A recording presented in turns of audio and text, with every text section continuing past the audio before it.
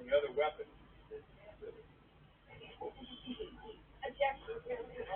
Trying to establish meditation. Your Honor, Lyle, Merrick, Menendez, ideated on, fired about, with the same murder of how wide he went with landing central to the state's interest. Triumph. Says the counsel, Your Honor, she wants to derail this line of questioning to the truth of the circumstances. Finding eligible for death penalty. No. Stop it.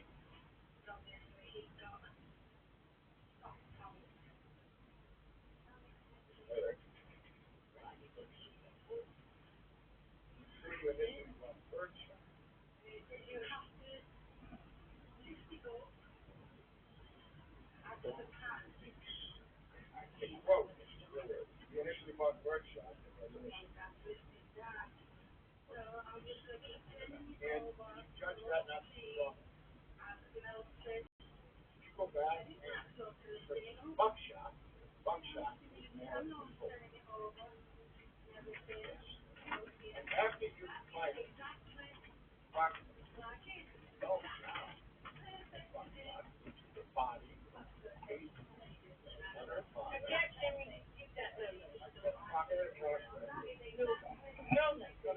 no count, no. There's no love in this courtroom. It's there and there. There and there. There's no love in this courtroom. Two heartless murderers who have no love in this case. If you love your parents.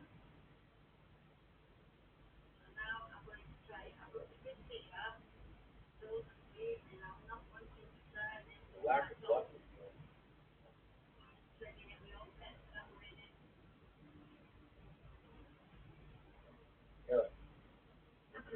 Back to you. Lyle came outside, reload. Threw yourself back to victory. Handed him the last shot. You don't know. Hope you again. Quote, Lyle came up. The camera was rolling around with the funk everywhere. Handed him out.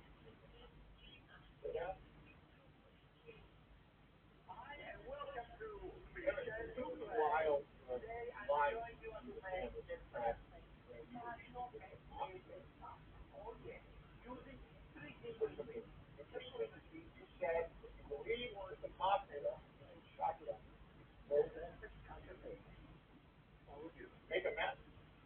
Quote, send a message. If I make a mess.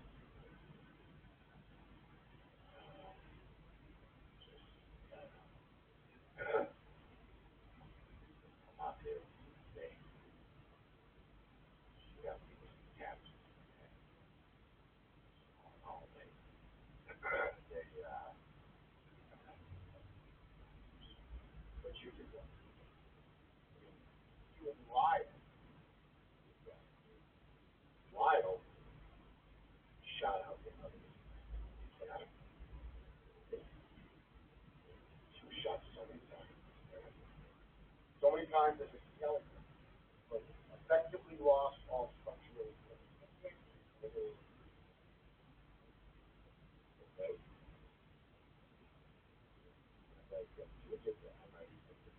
And what I'm saying is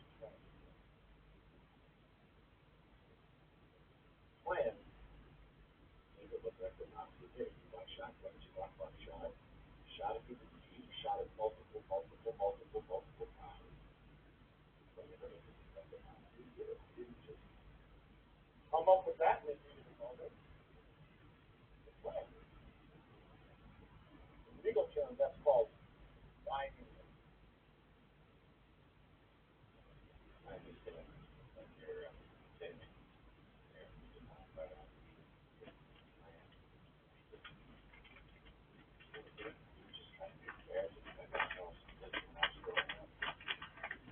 My dad always told me that if I ever told anybody what's going to happen to us, told me. And I told Lyle. And Lyle confronted my dad about it. That preparation described meditation.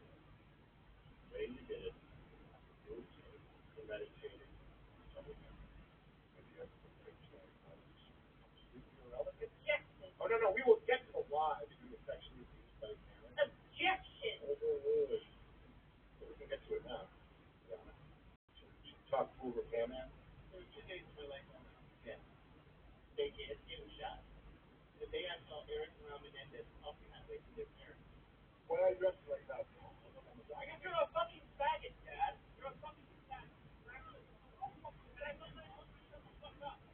Just to reiterate what the Saturday. Saturday was the day before the wedding. Lyle and Eric were scared of the their parents were scared of them. That day in the boat, Lyle and Eric were scared of them. Not at all. They found out the boat was used in the movie Sunrise, and they really liked it. Dude, I fucking love that movie. I got the third base last night. Yeah, Sean Piper. Yeah, and Jinko fucking Elliott. Well, shut up. When you heard that Jose Menendez shot in their house, until the court was first off. Oh, yeah. Did you? Lived in Menendez home 5 days a week, correct? Monday to Friday. Yeah. Lived in the house. Eric spent stuff in the old private.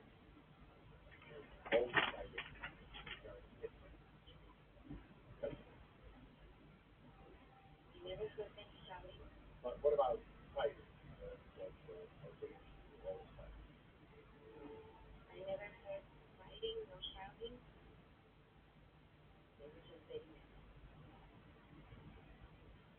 Worked for Jose Menendez.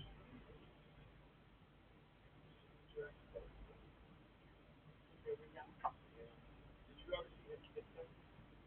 Threaten them, shout at them?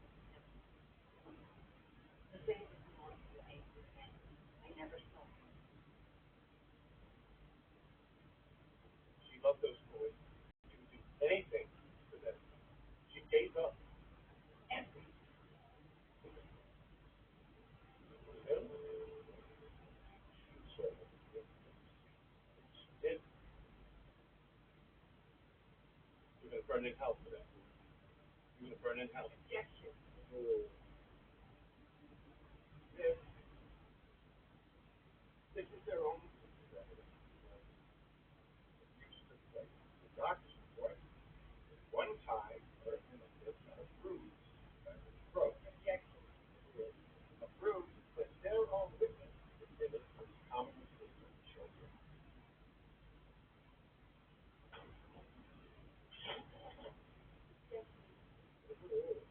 Remember, remember this book?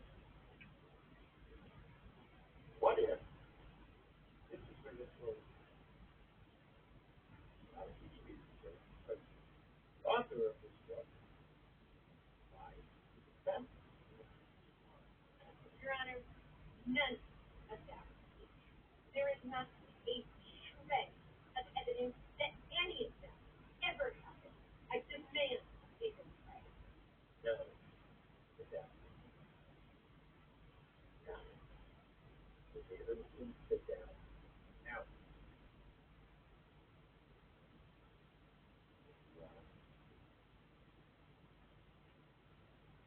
all the down to how you should wear a yellow sweater on the screen.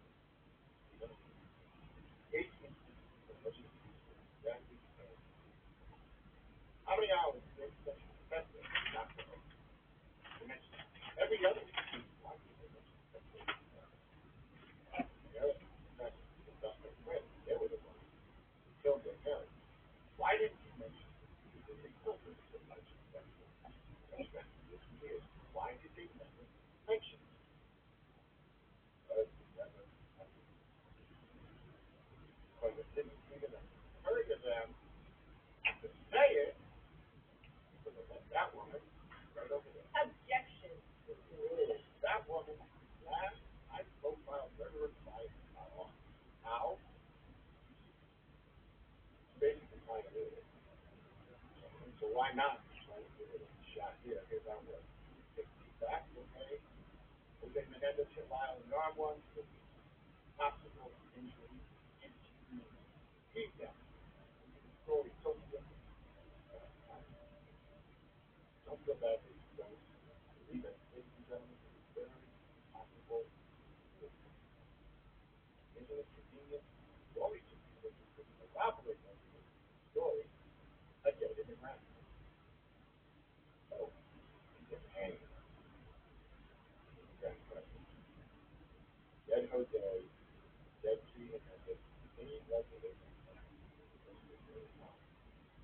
$1 million. You write the most ridiculous story you've ever heard in the courtroom, but it's not going to work this time.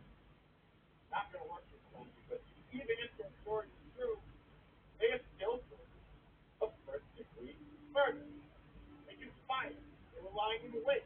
They committed premeditated multiple murder. Law. The law. And find the law to be ladies and gentlemen, some of you are friends, family, have respect, whatever. What you do, have to all of the things. Not murder. We shot them. It's not place them shot down. Now, father's head was not common. Place them shotgun sheet of your mother. Knee shot out. Fingers just blown off. That's brutal. Your Honor, would the court ask Ms. Abramson to stop playing hangman with her client? Please stop playing hangman with it.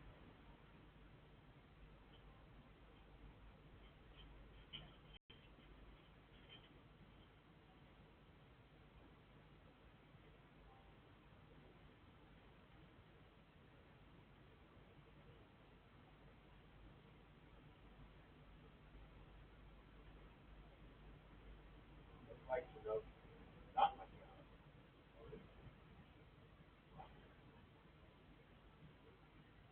It's clear what the motive is.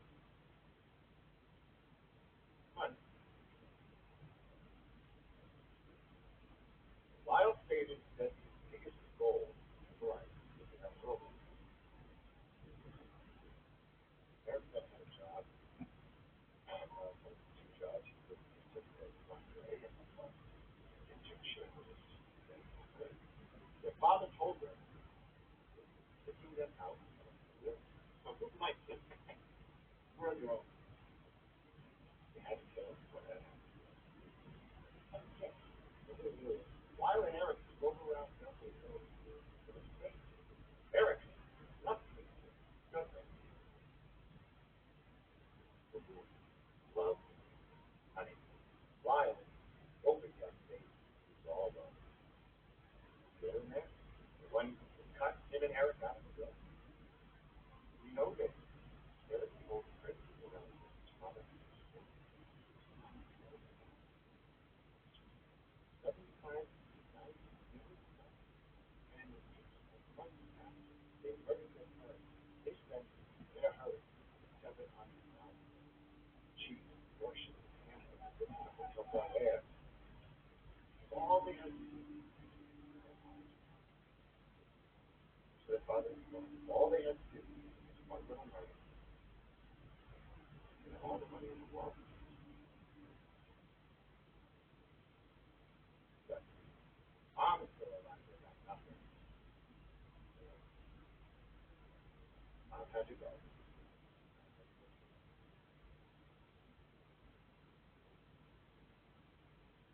Ladies and gentlemen, the defendant and their legal team, okay, not just in crime, they are accused of something, one thing. They're guilty of exploiting the trauma of real sex offenders, trying to use it. They're taking the memories of good, loving mother and father who may kill them, dragging them pregnant with huge disgusting and nasty smile. If you will, that's heinous. Murders that committed just basic. No saying human offenders. They couldn't defend themselves. One right now, the lie was coming to us. That is the consequences of their actions. Make no mistake, the then take the moment to do beyond the grave to respect them now. You, ladies and gentlemen, have that power to defend them now. You have the power to avenge them.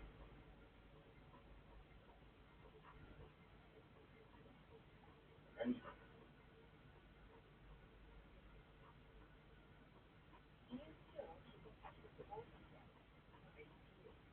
him,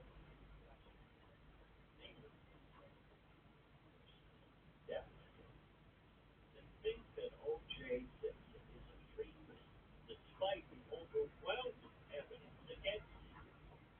Justice in America, whether it's the race card or the abuse excuse, if you count a defense that knows how to game the system, you can get away with that. So, no plans to write that? I'm actually leaving for Connecticut next week to finish my book. Brown's been dreaming about my neck.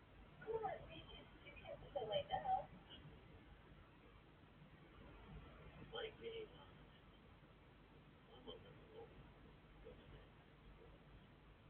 I think so is the rest of the country. In the pantheon of celebrity murder trials, there has been. The culture's moved on. And not to be happy, but have you seen them lately? They've lost their luster, not to mention most of their food. However, I did hear that mine were serious committed relationships. Her name's Anna Eric. It started off as 10 pounds, and now it's named Prince Lyle. Sweet Rapunzel was very much and overhandled wedding rings could be in their near future. And what about Eric? Any news on him? The hurt man. Sounds like Eric's been having a rough time. Hey, that's my book. Sorry. I didn't take your fucking book.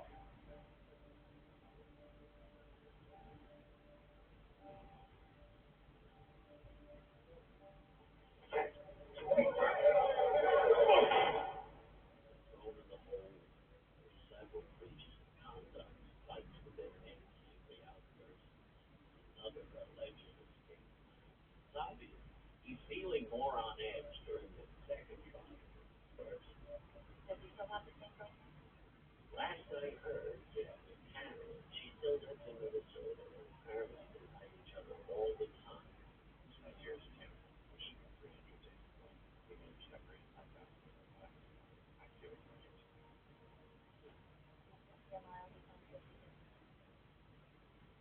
who's to say that the Rodney King, the riots, OJ, I don't think this town could survive another gross injustice, which remains after 7 years, 2 trials, countless legal maneuvers. This could be the end of the road. Not even face directly. So then maybe, at least in the Menendez case, will be justified. If I still believe jury has reached a verdict, then Dan, he's right.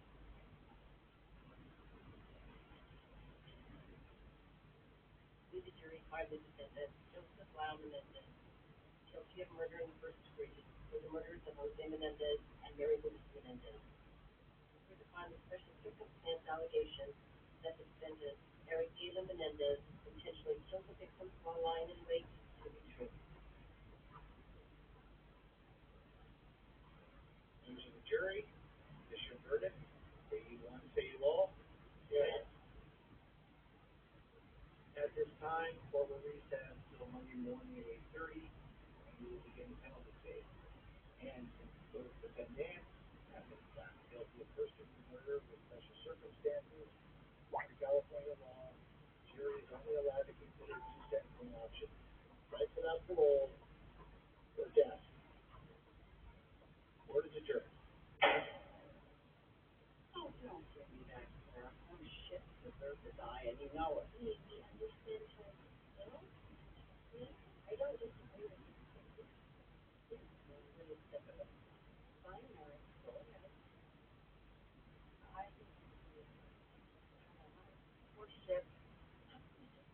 because it never happened.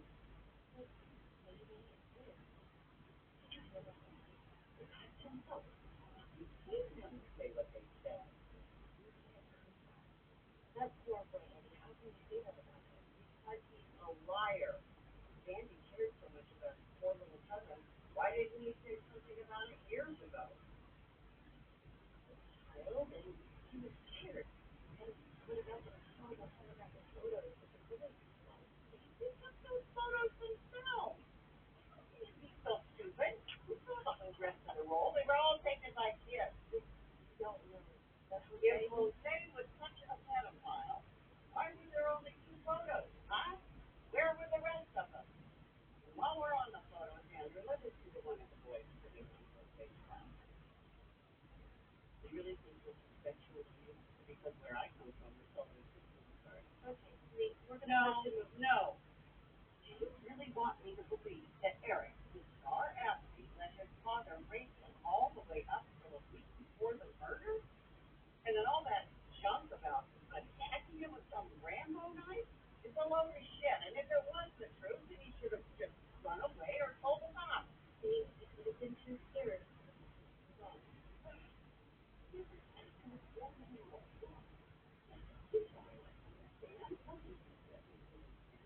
None. All he did was lie. It was all lies. The pins and the toothbrushes. And don't even get me started on that creep in the wig. God only knows why he didn't justify. Did you hear him on the tape? Talking about missing his parents that he murdered. Like missing his dog. His dog? Jesus Christ, I think it's the coolest thing I've ever heard anyone say. Fucking psycho! You really have sympathy? And what about that poor mother? And then they keep talking about how scared they were. If they were so scared, why didn't they run away? That's what you do when you're scared. They did. They ran towards it. They ran towards the very thing that they say they were so scared of.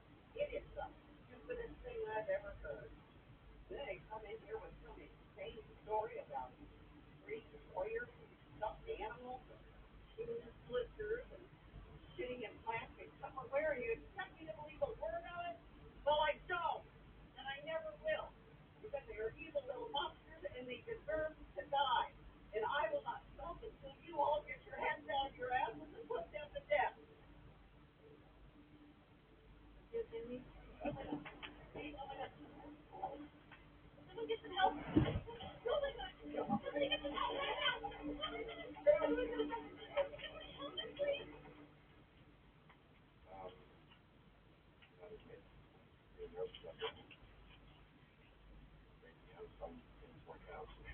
I know we haven't spoken much since the state calls for it.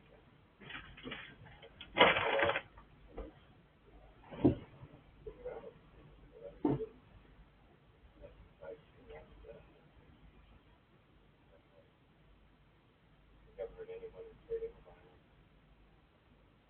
We got many fights. All I heard about how good they were. All those coaches, and the teachers, how much they all cared about them.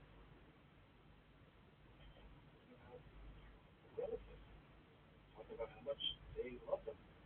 I think they're lying. That's got to mean something.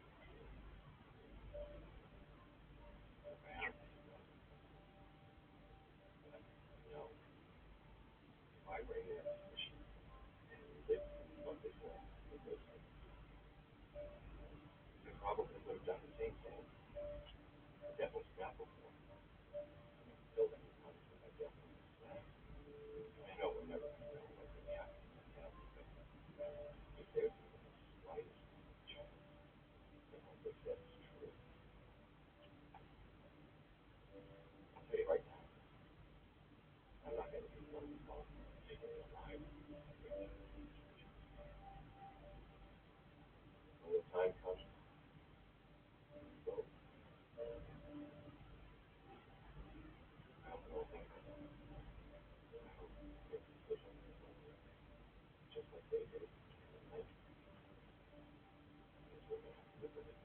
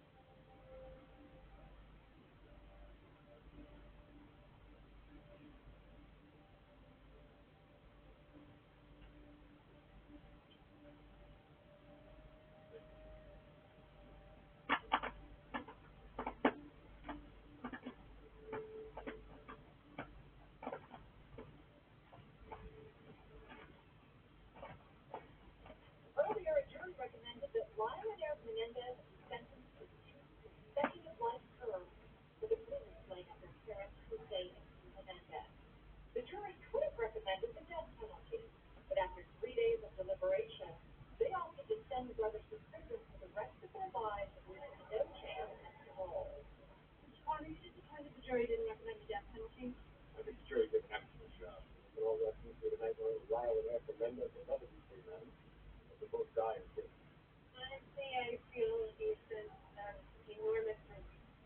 So bad.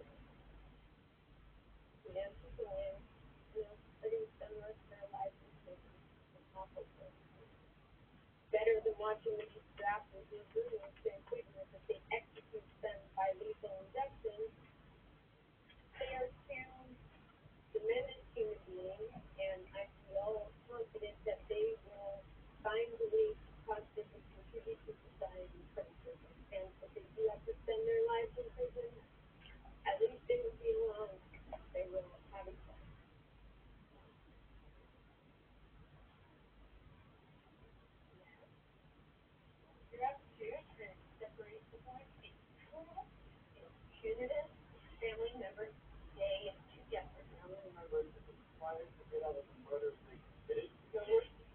How their boyfriend could hook up with the living strange prison for the rest of their lives.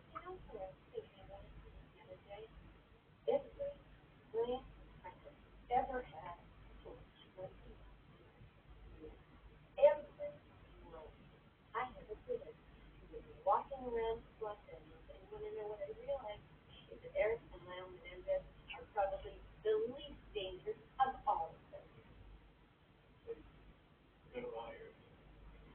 They shot their parents while they were still.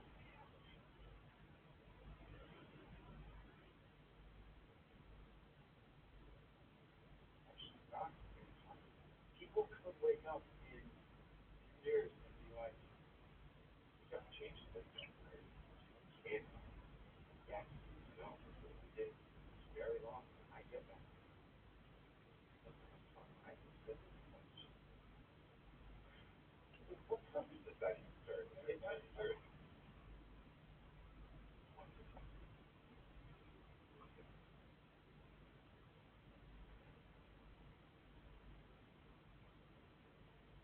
The appeals process.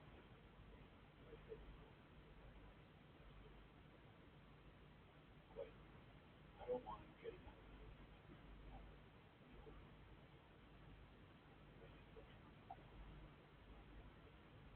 no. You might be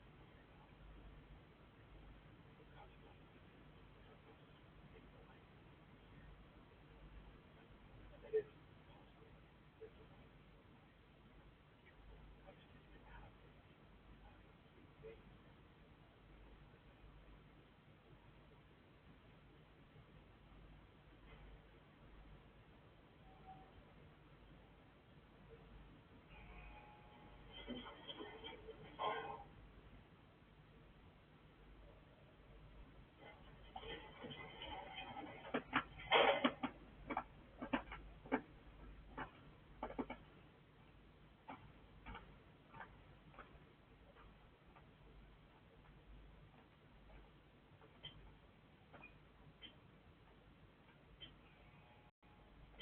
what's up, Menendez? You'd rather be in treatment. Let's go.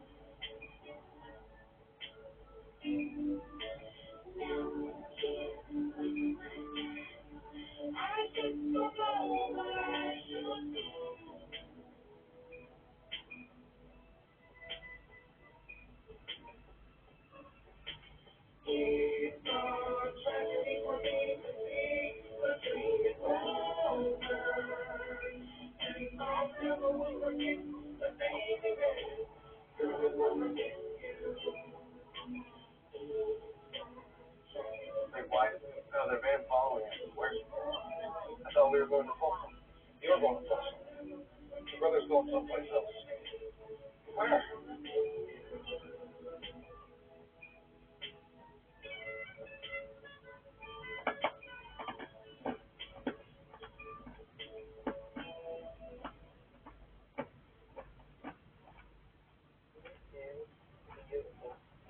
Where's that sure brick right on the good that's where the sharks are? Wait, are we fishing for sharks? Yeah. Actually. No, you said we were fishing. Help me shark fishing. Well, I told you about the guy from Mars saying that he met with his brother and his wife with a two pictures that he loves to shark fish and shit. And I lied to him and I said, yeah, I do. Let's do a shark fish and quit. Next time going down. So I gotta know what I'm talking about. What kind of shark was he fishing? I don't know. No idea. Captain, Captain, yes, sir. What kind of sharks are we getting today? Look at the blue shark. Rico, maybe great white. They'll be juveniles mostly. Okay. Juveniles.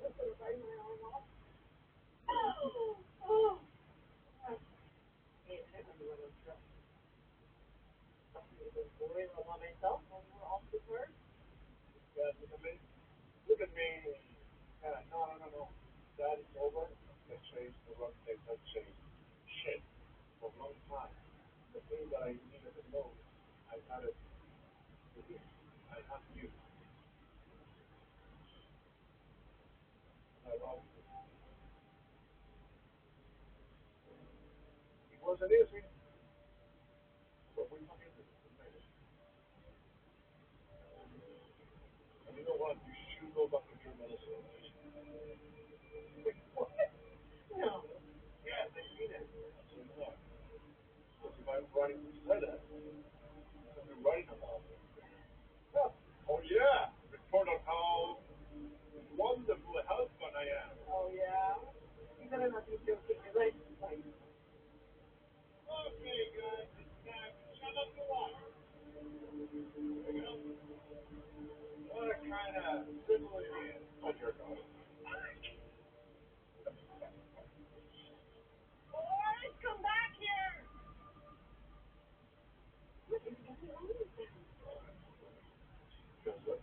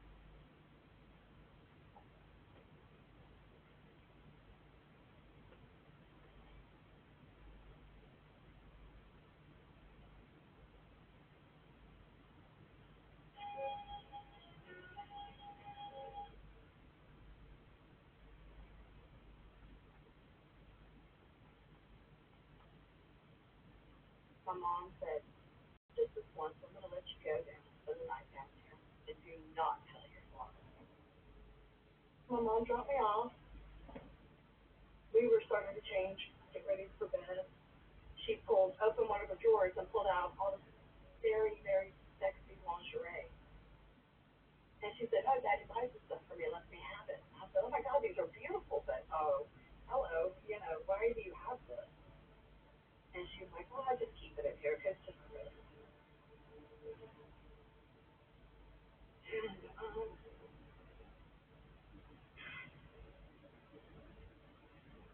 he came in with a gun.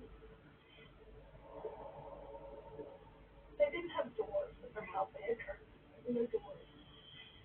And he walked in, with a gun. He pointed it out, and he said, why y'all do it? I mean, it's crazy. Well, it's crazy.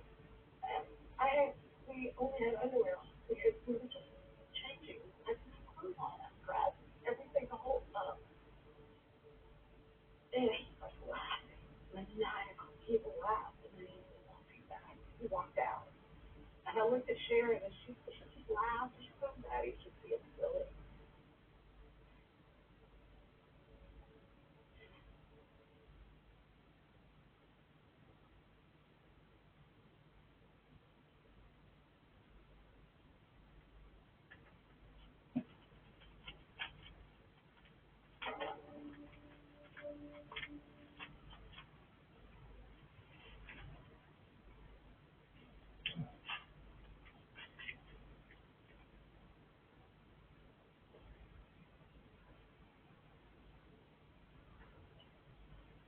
Late at night in Oklahoma City, April of 1990, two or three guys are in a truck driving along the road, and they see some kind of debris.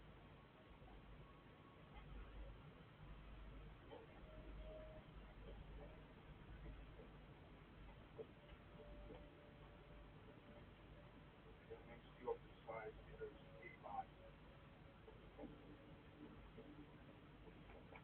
and it appears to be a young woman, a blonde-haired woman, and they call an ambulance. She's rushed to the hospital, and her husband, Clarence, eventually shows up. He says her name is Tanya Hughes, and she's a stripper, and also they have a young son named Michael.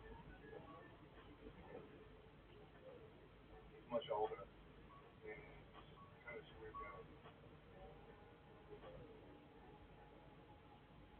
So the doctors, as they continue to examine her, they see old injuries. There's something wrong with this picture. Ultimately, she passes away.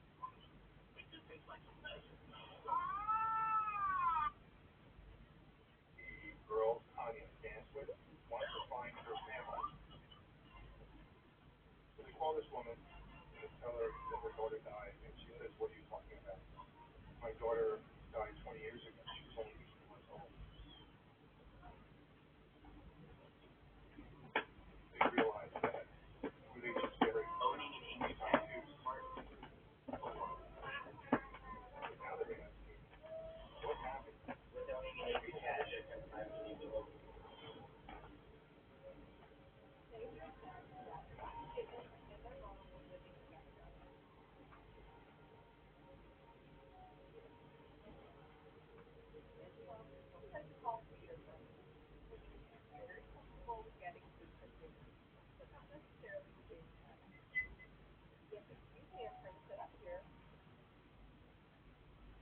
Another reason why the test was so popular is that Peter has already been feeding them under it for the past few days.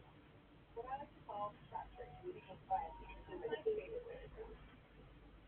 I noticed they were trying to over the stuff, so I gave them a little assessment.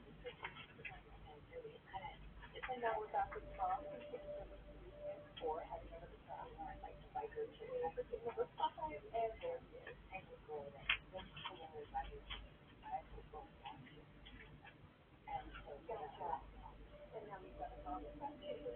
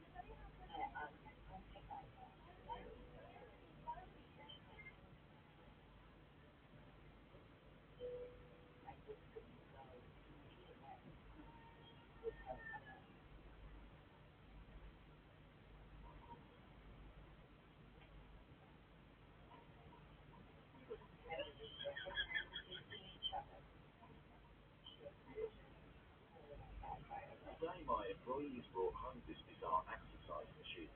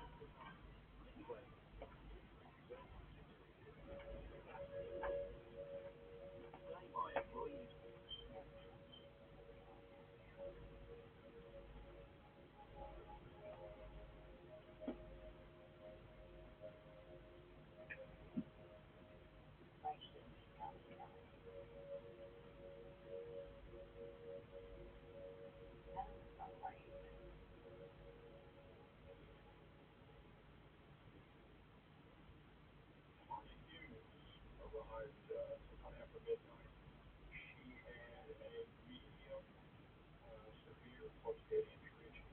Placed in the ICU and treated as best we could with fluids, medications to control the blood pressure, and medications to control the brain swelling.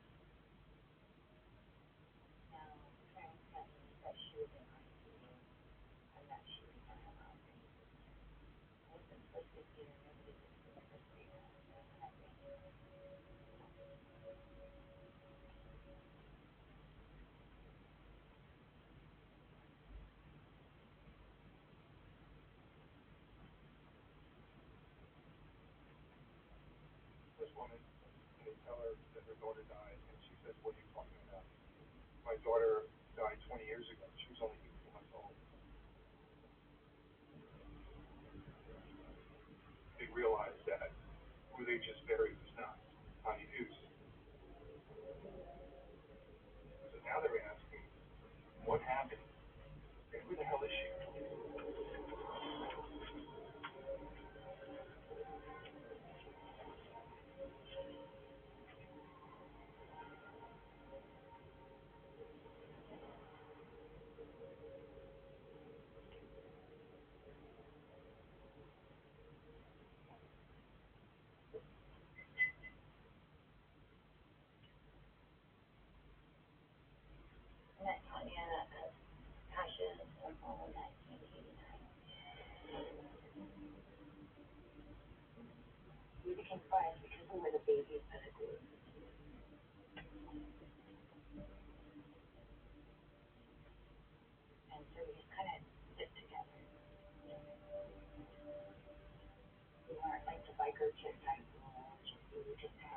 I would go like went to school. I would go home with them, and so we have lights on.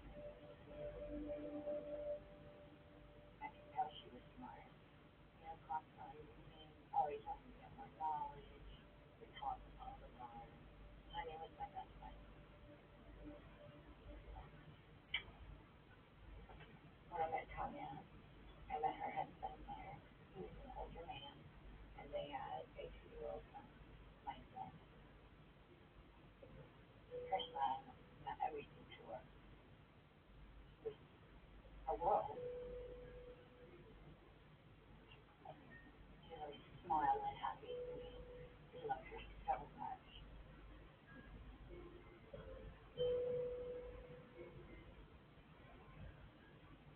Every time I see them together, my book right next to his mother would be next to them. There's I asked her, well, they like that too. And she's like, no,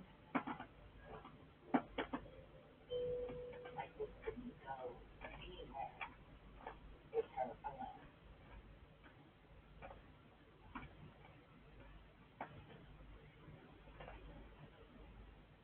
When we just were there, we just see each other. She had bruises on the backside of her. And she just went home. I remember. And it was bad.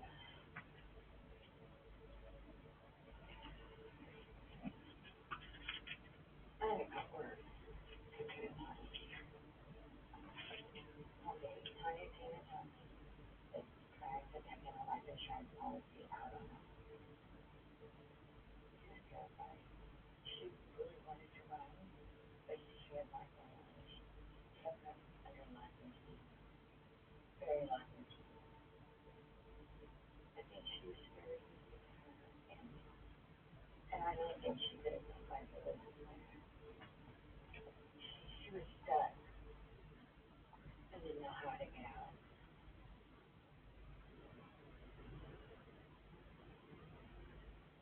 Sarah called me on April 25th, 1990, and told me that she'd been involved in a hit and run in Oklahoma City.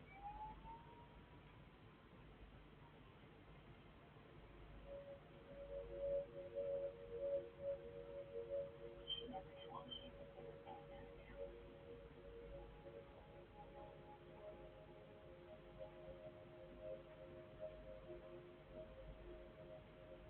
Why she didn't tell me that? None of it felt right.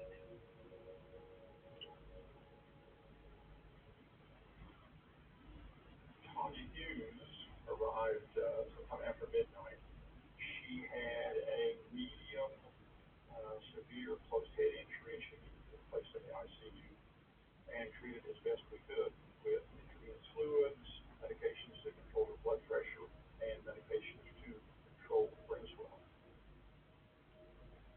Now, Clarence told me that she was in ICU and that she was not allowed any visitors. I wasn't supposed to see her. Nobody was supposed to see her. Nothing.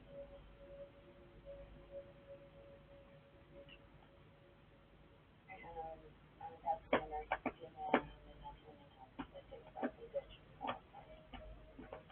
The nurse was telling me it was in a hit and run. And what caught my attention was the scratch marks right there, like where they hand with the scratches. To me, it looked like she had been in a fight. She was in pretty good shape considering an auto pedestrian accident. Her vital signs were stable.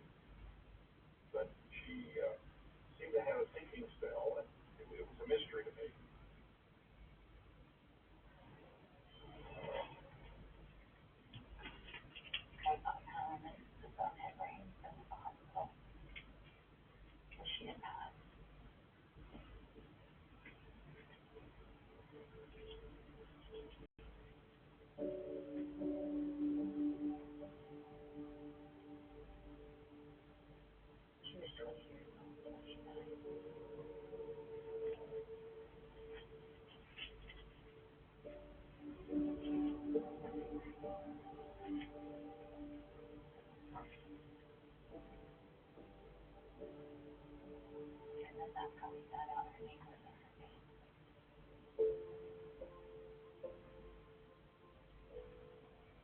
wasn't actually Helen, and we didn't know who she was at that point. Actually, we only did talk on her showing now. And I don't think Michael was good with Clarence at all. At all. The hospital asked me about Michael's condition and said that he was not talking to me for that time. That's when they gave me the information to go to DHS. DHS came and got Michael and put him on there.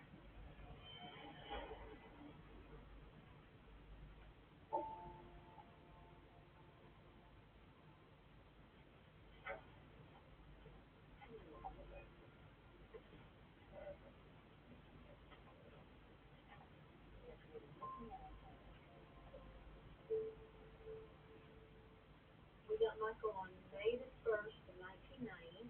Michael's mom passed away the day before, and he had just celebrated his second birthday.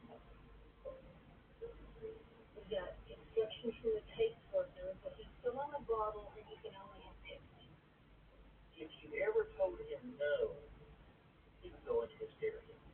He would lay on the floor, like right out there on that ceramic floor, and he would bang his head on the floor.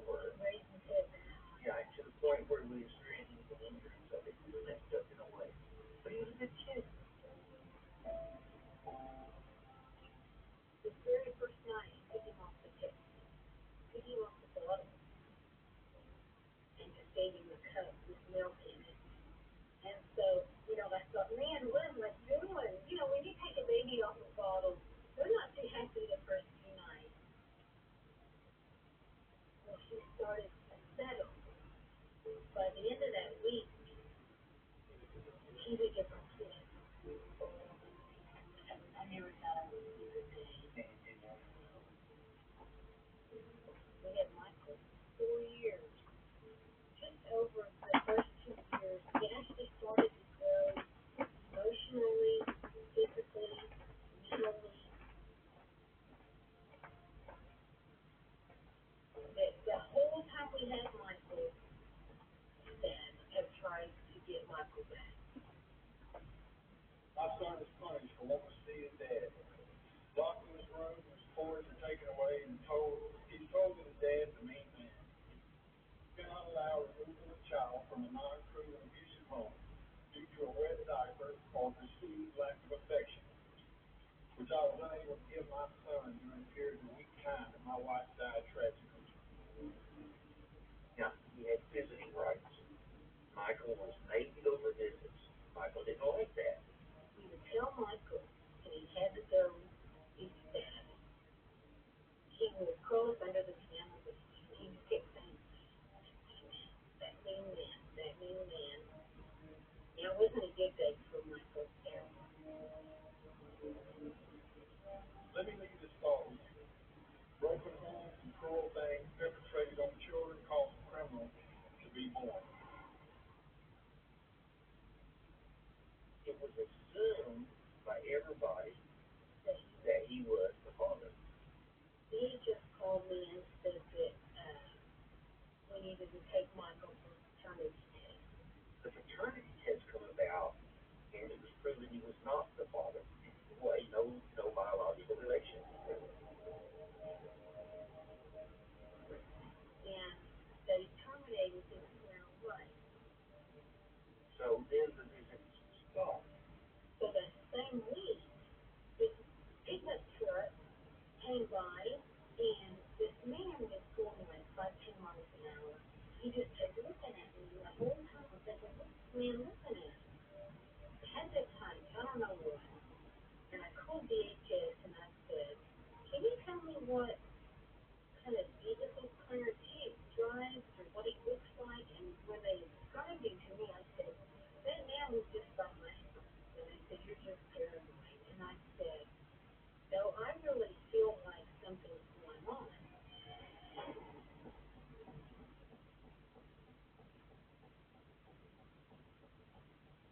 On September 12, 1994, we got the call that there was a man that had been tied to a tree in the woods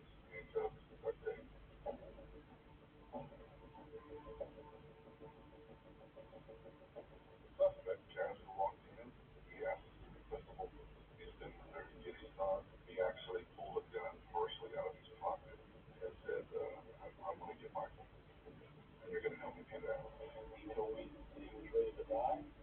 If I didn't help him, I was going to live. And then he walked into the classroom, principal, a young one, and kidnapped Michael from the school along with the principal. He said, we're going to walk out here, we're going to take your truck, and I want you to drive a little ways to a dirt road. They stopped eventually. The principal walked into the wood line.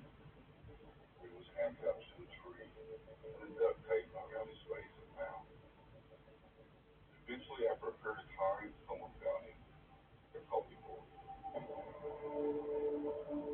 after the scene, he had contacted the FBI. The next day, Agent Joe Fitzpatrick came to my office, introduced himself.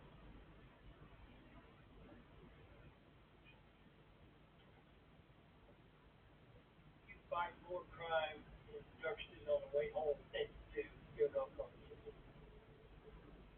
We've had many kidnappings in Oklahoma, but if we had a kidnapping, I knew it was coming back. In kidnappings, you want to make the recovery in the first 48 hours. If you don't, your chances go down drastically.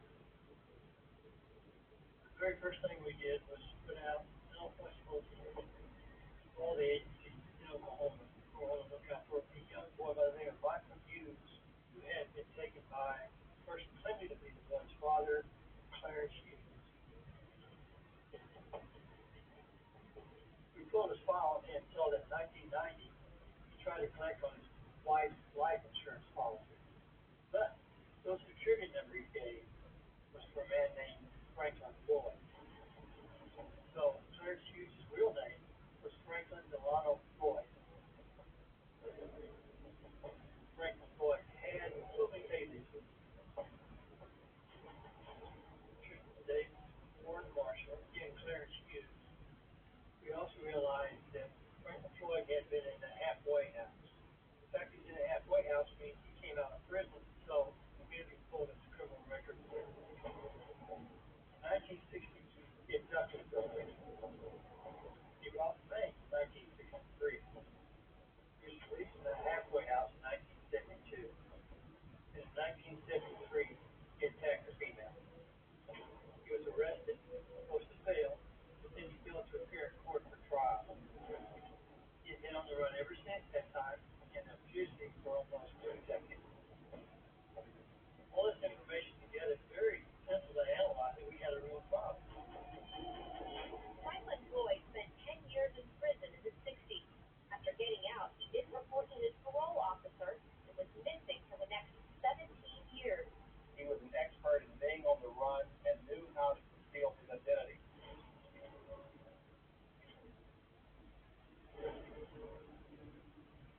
And there were real questions about the boy's mother, who died 4 years before. The finger of blame started pointing at Franklin Delano Floyd, whose co-worker Tanya from a Tulsa strip joint called Passion went to police for their story. When I first learned that Tanya was actually killed by a hit and run driver, it was more than likely Franklin Floyd that committed that. This guy was going to be fine, chasing him by the tree. The hero side told me had a week. And after a week, the boy would most likely get tired of the boy and he'd become a liability and he would kill him. Floyd and young boy are believed to be driving in a 1994 Ford pickup full size. The tag number QCN 305, Oklahoma license plate. Tanya Hughes was the mother of the boy kidnapped from the Choctaw Elementary School, but she was run over by a car in Oklahoma City in 1990. Leads concerning Michael Hughes should be directed to the FBI at 846-7471. In 1994, there was a big news report about the kidnapping. My mom was watching the news and she said, Jay, they have her under a different name, the name Tanya. That's Sharon. I'm telling you, that's Sharon. And I was like, well, what's wrong? So, Sharon on there? Did I interview her? What's going on? And my mom said, no.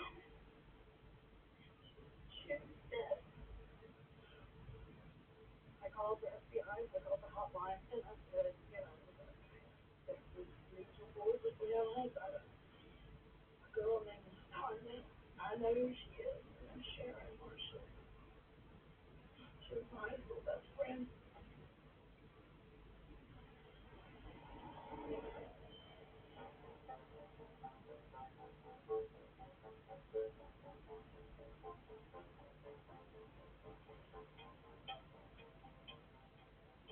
I met Sharon in 1984 and student council. I was a classmate of Sharon Marshall. We were in kids program together at March Park. Sharon was in class of 86. I was class of 87.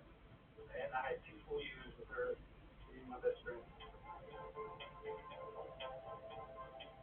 It's typical high school. Loud hallway, crazy kids, people sneaking out in the back parking lot. So we would go to the mall just to look for boys. We all had big hair and crazy clothes. It was just your normal 1980s high school kind of vibe. It all started when I met Sharon at that summer camp. It was just instant best friends. I felt like from the first day I had known her my whole life. I remember her the first day she came into that class because all the boys would.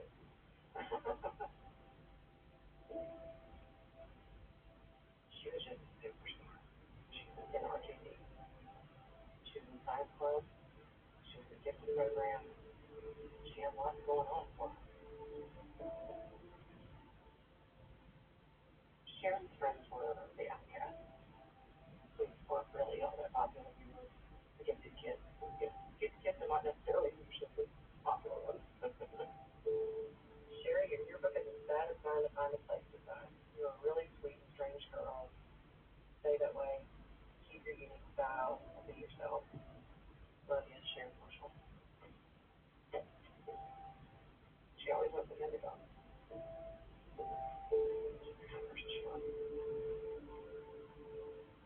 High school for me was a little tough. I was smaller than the other guys. I was involved in art. Being almost beat up, being called back. That was normal. And my sophomore and junior year were only made happy due to a couple of people. And one of those people was Sharon Marshall. During school, there was always a note for me that said, "Hey, Ray, baby. Hope you're having a good day. I love you, Sharon."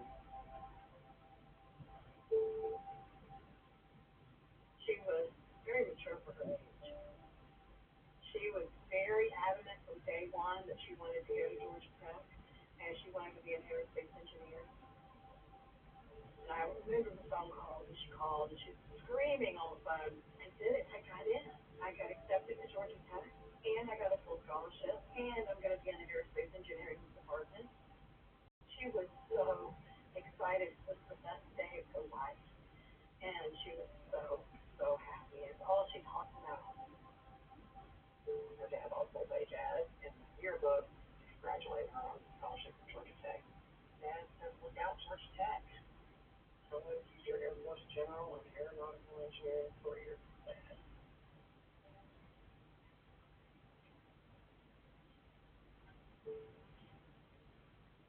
There were characters that got full-page ads, but they were all baby pictures and, you know, why would a dad choose something that's for his daughter?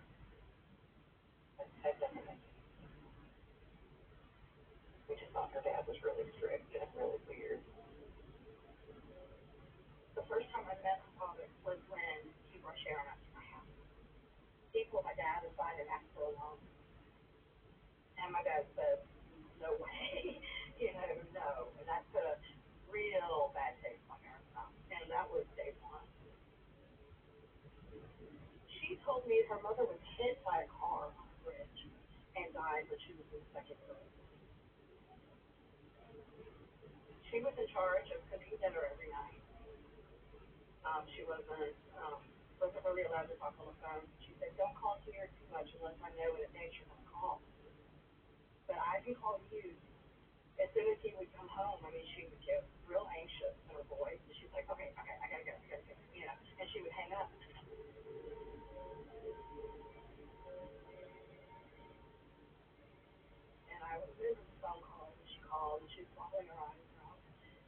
said she was pregnant. And I remember being shocked, and crying when she told me she was pregnant. And going, oh my God, what are you going to do? She's like, well, I'm going to have it. I'm going to put him up for adoption. The guy who wanted me to go to college now.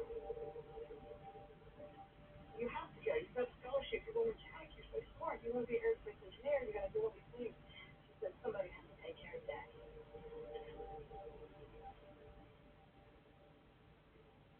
I think it actually crushed her not being able to go to Georgia Tech because that's all she works for. And that's all she works for.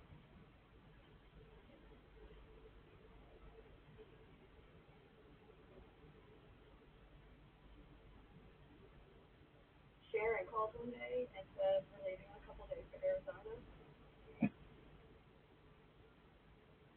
She said, I'm going to have the baby out there.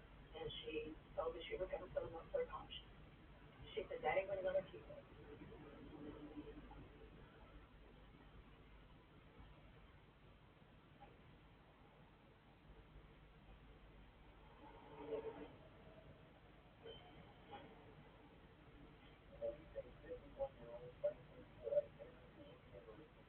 Twice now, America's Most Wanted highlighted the Michael Hughes abduction. After last Saturday's episode, the show got close to 20 calls from viewers who claimed to know something about the boy's whereabouts. One of his pictures. Michael was missing. He was all over the news. And I believe that's Joseph Patrick.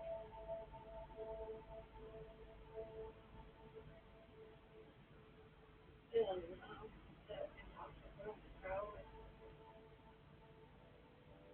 and they said, I don't know what she did. But she not who that she is. She showed her photographs of Tom Hughes. She said that was who she knew as Sharon Walker. And this man who we knew as Clarence was who she knew as Sharon's father, Warren Marshall. They thought this was his wife. They said they're married. And I'm like, no, that's her father. They're not married. And they said, no, honey, they're married. And I was like, no, that was her father. We had a portrait of very different people that we shared one.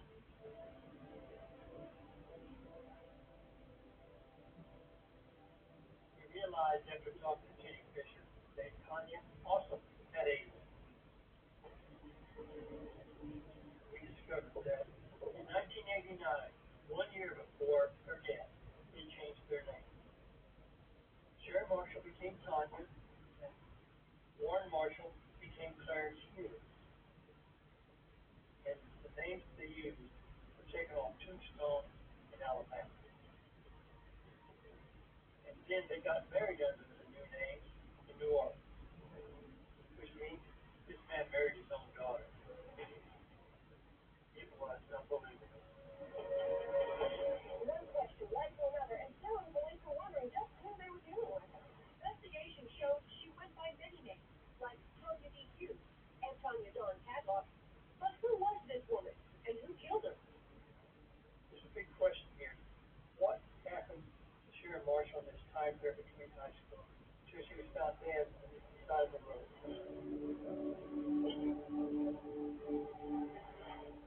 Her death was suspicious, but there was no proof that Floyd killed her. What happened to Sharon Marshall?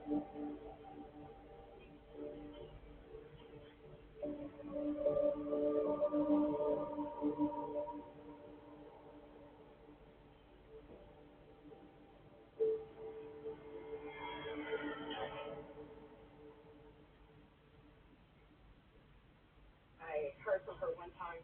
She told me, we're moving some, we're going to go out west, and doing this. They somehow ended in all of that, ended up going to Tampa. She was employed as a stripper in one of the clubs that Month Phoenix in the late 1980s was 8 only place to go for adult entertainment.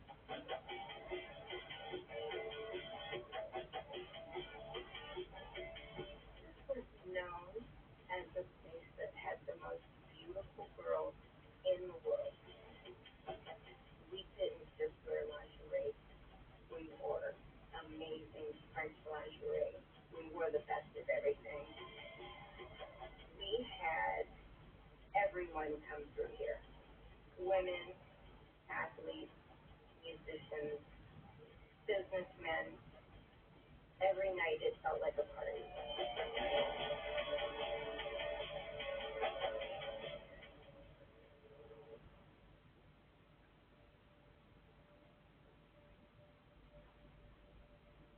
I remember the day that Sharon Marshall walked through the door. She looked like a living baby doll. She got very innocent.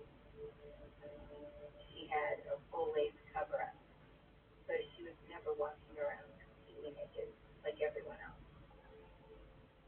She really did look like a little girl. She was very shy. She just really didn't talk about her past, and she didn't talk about herself. But she and I were starting to become friends. And that's when the girls in the club started telling me about her dad and their weird relationship. Sharon's dad told her that she needed to inquire about the parties that I was setting up, and she needed to tell me that she was available.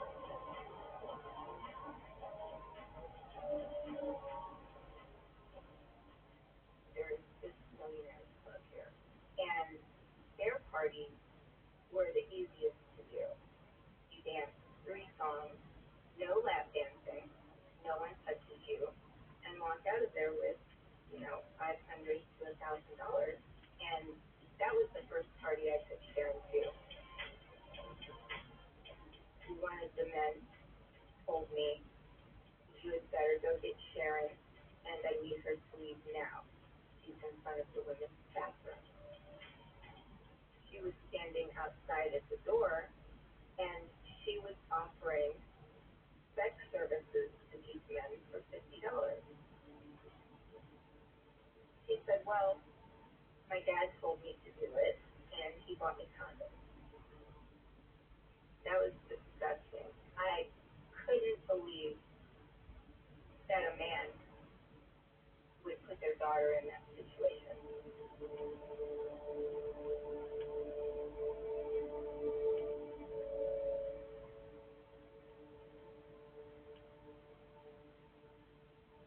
Sharon never told me she was pregnant, but it became apparent.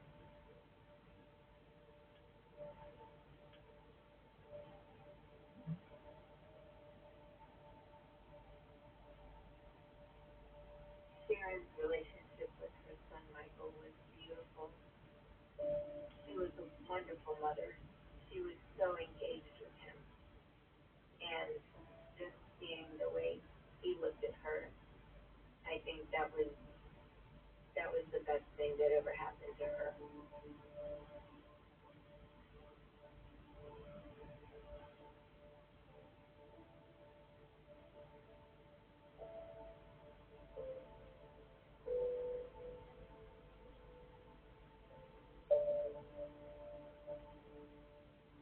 When I was 15, I was going to babysit Michael. And then hit them. Hit forehead to forehead, stare at each other. Ah, wah, wah, wah. Take his mouth. Wah, wah, wah, wah.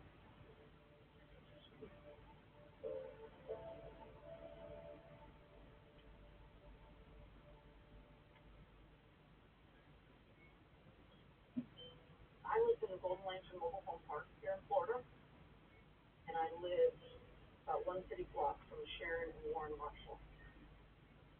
Sharon and Warren's trailer was normal, 2 bedroom, 1 bath, average size trailer. Warren slept on the hide a bed in the living room. Sharon had the back room.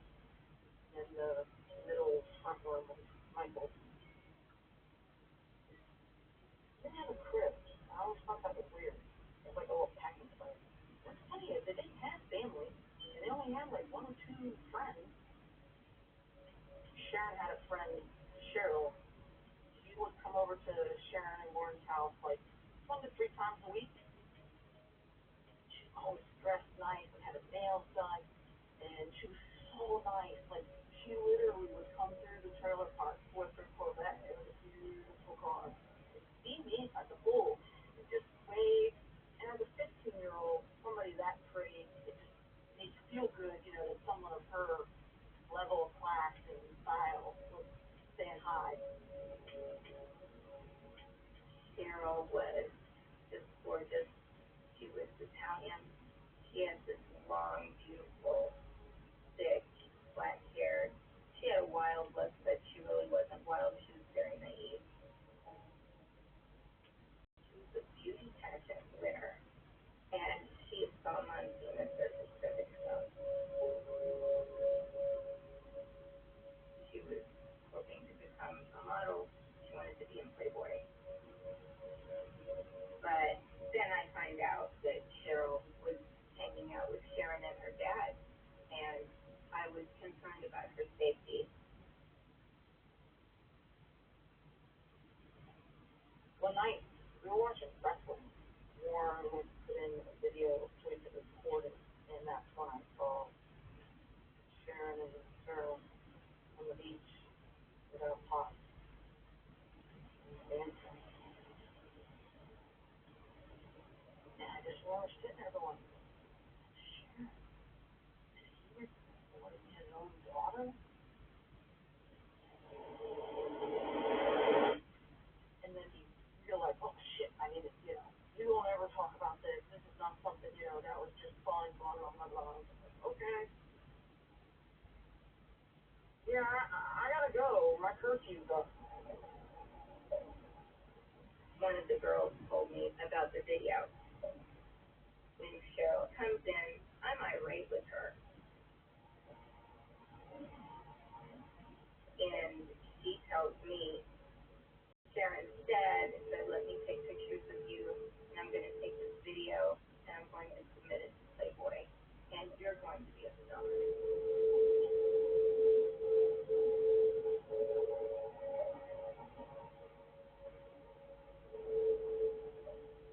And she said he was trying to have sex with me, and I didn't want to have sex with him.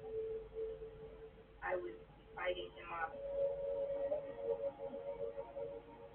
and a switch flipped, and he became very violent.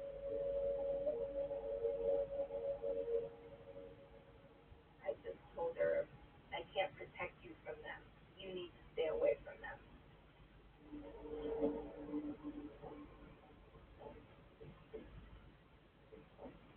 But all of a sudden, Sharon and her dad disappeared. She just didn't show up for work. She never said anything. I thought they must have left because there was so much talk, and we were trying to get her away from him. But the baby was never out of his sight, and she was afraid for that. And there was no way she was leaving my home.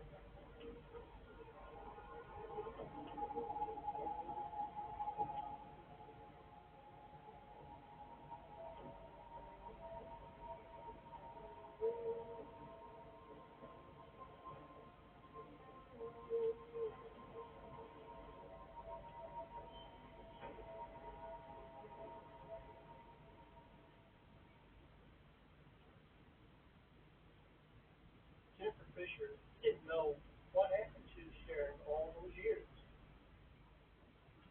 And I said, at the time we had this clue, what's going on. We thought her father was just a weirdo. But I remember one day Sharon wanted me to spend the night at her house. My dad was out of town. My mom said, just this once, I'm going to let you go down, spend the night down there, and do not tell your father. My mom dropped me off. We were starting to change, get ready for bed.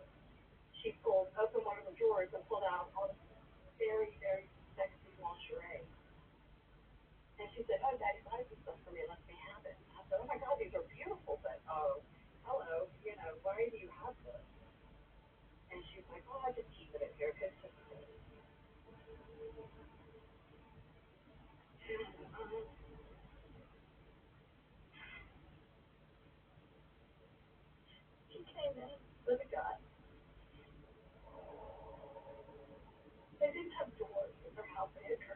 And they just, I think, yeah, so it's, he pointed it out, and he said, why don't do it? I mean, it's great. It's great. And we only had underwear on because we were just changing. I put glue on, I grabbed everything to hold up.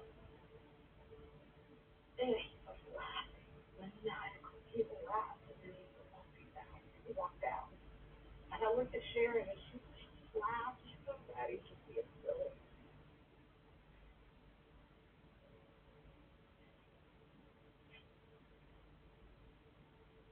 They changed the back. And so I got it. And he ordered me to lay down on the floor for thinking I could put a clothes. And I did. And a great person.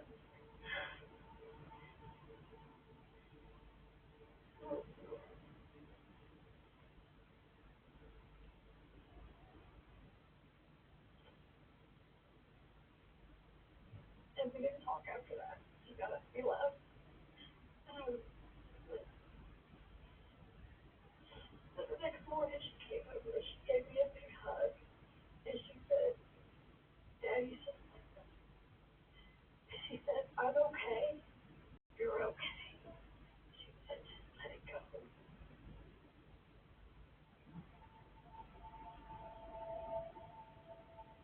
I never said a word to anybody because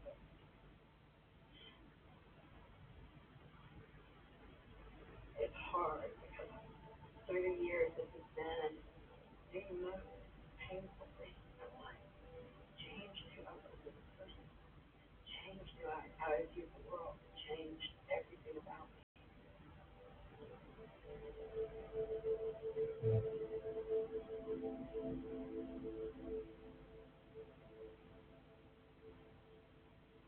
I don't know anybody that had as miserable life as she had, or strong as she had. I hated the fact that as a child she was sexually abused, and then he took her around to strip clubs to perform and make a living. And that made me hurtful. I heard lots of her. I can't imagine anybody being in those conditions that long a period of time.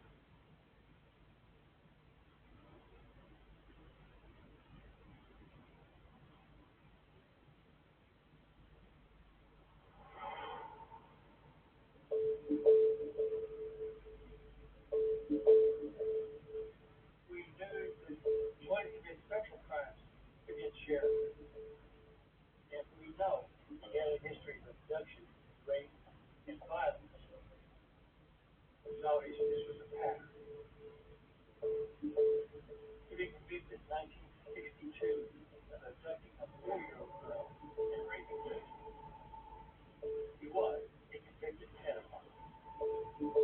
In 1990, again, he attacked a woman, so we begin to see the pattern of violence and abuse. But going through Floyd's past, it was obvious that something was off.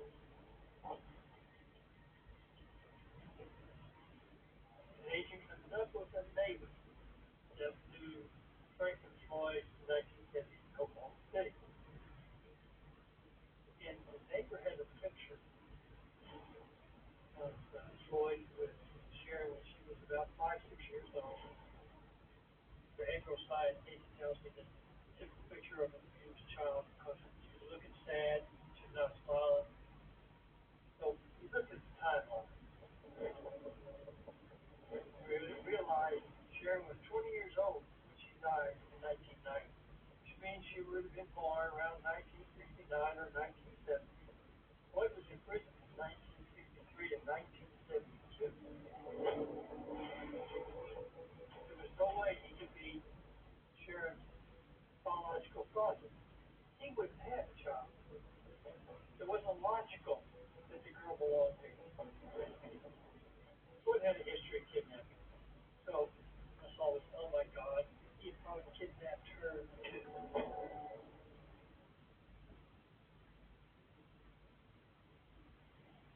have concern that she may have been kidnapped as a young child and has been kept in the custody of Franklin Floyd during this whole time period. Kept her for 15 years. I knew at this point that her real name wasn't Sharon Marshall or Thompson Hughes. But I had no idea where she actually was, who were her parents, where she came from, what her true name was. We just didn't know. You get a little crazy and suddenly realize that this horrendous case just got worse. We thought differently that Michael was still in danger. So we knew we had to act, and act fast.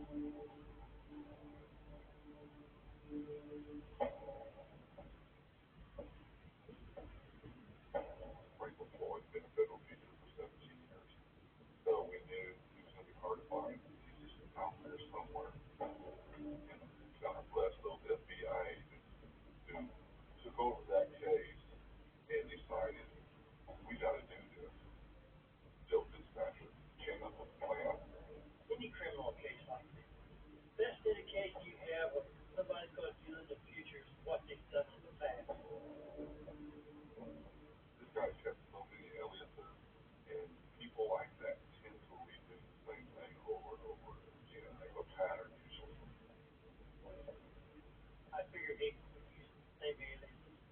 I figured he'd go to places he been before, Phoenix, Florida, Georgia, Kentucky. So I put a stop on all his aliases.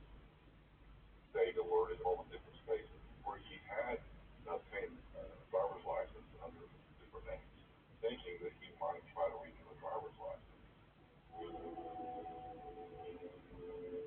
Sure enough, he renewed that driver's license with Warren Marshall in Louisville, Kentucky.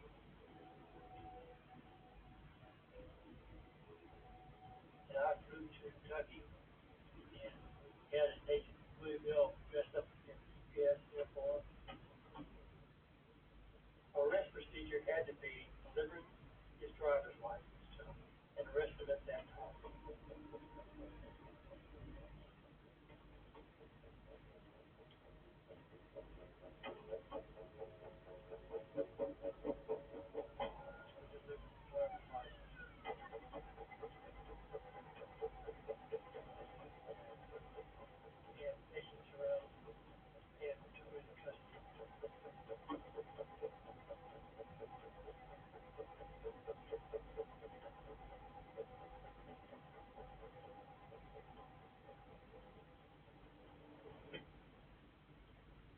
Jimmy Collins' arrest, they just went to his residence, talked to all the neighbors.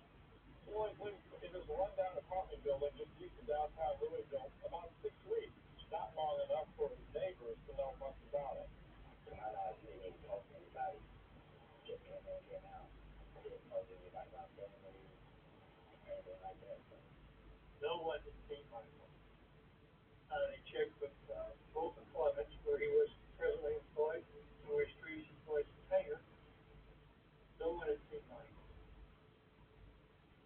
He had a bus ticket from Atlanta, Georgia, to Louisville, Kentucky, with one person only.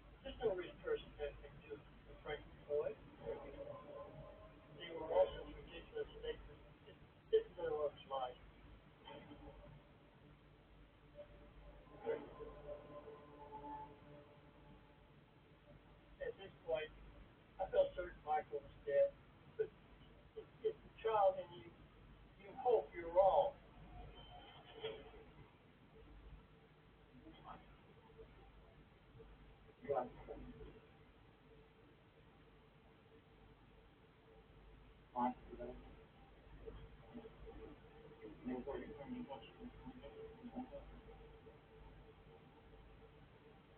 would be any time that you drive down the road and I'd see it in the car, and the hair was that color as black ones. And I'd try to get beside the seat, it wasn't black. There's always, I think you get the final depth. There's always that thought that maybe it's still out there. Just like that. The one that picked me up on, they wanted to get that. We had the same look. So we just won't let him go.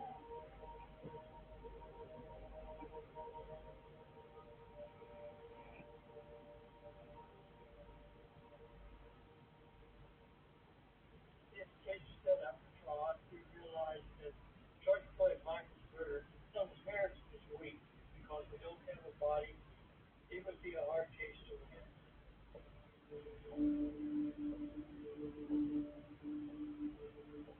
And to make them over just put it on the mind. But we know that if you have to put it down a reasonable doubt. And at this point, it's called core. So what seemed like a pretty straightforward case to prove, little problem that is text strips and pearl strip over the phone. So we charged him with kidnapping while he was carjacking, using a firearm, urban carjacking, which added 5-year minimum and 4 sons on that. We also charged him with the second firearm offense for the use of the firearm during the commission of kidnapping. That added an additional 5%. First time I saw him was when he was being escorted into federal court. He just had this empty, deadly stare, that stare with a Charlie Manson stare. It's scary.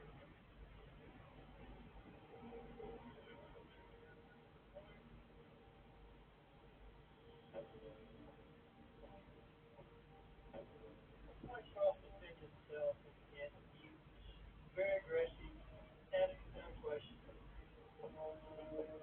He knew that this judge may allow him to argue his case and have what we call hybrid representation. He wanted to be able to tell the story. He wanted to find it. And the only way he could do that without taking the witness stand was to be able to argue to the judge. He would ramble and go on tangents. He goes into this narcissistic personality, sociopathic personality. As a side, like the kidnapping trial, the hardest thing I was terrified was having to testify. I was sitting right there. And I remember on the stand looking over and staring right at his eyes. And like, I got you. I got you, fucker. Lloyd got him to ask her a question. You drew your opinion about me and the way I am based on the information that the FBI told you, right? And she said, no, I knew my opinion about you when I saw the type of lingerie you were buying your daughter and how you were making her dress. That's when I drew my opinion about you. And I looked at his face and I said, you were her daddy. She called you daddy. You were her father. And his attorney just threw his papers up in the air. There was nothing they could do. Look, it was not an easy case. It was all circumstantial. I mean, that's what gave me heartburn. I've never lost a case in trial, never. But every time that in the trial, the butterflies just stuck. Judge released the order. She's coming.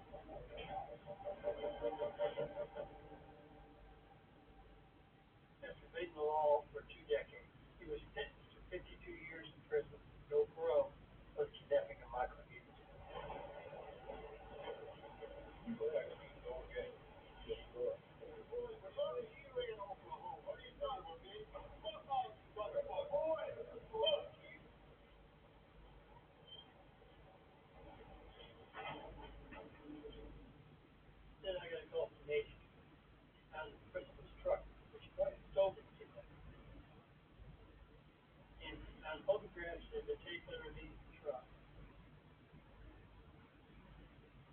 They were all, almost all, upstate, but not. It was very obviously employed because included in these photographs were some photographs of Sharon when she was small.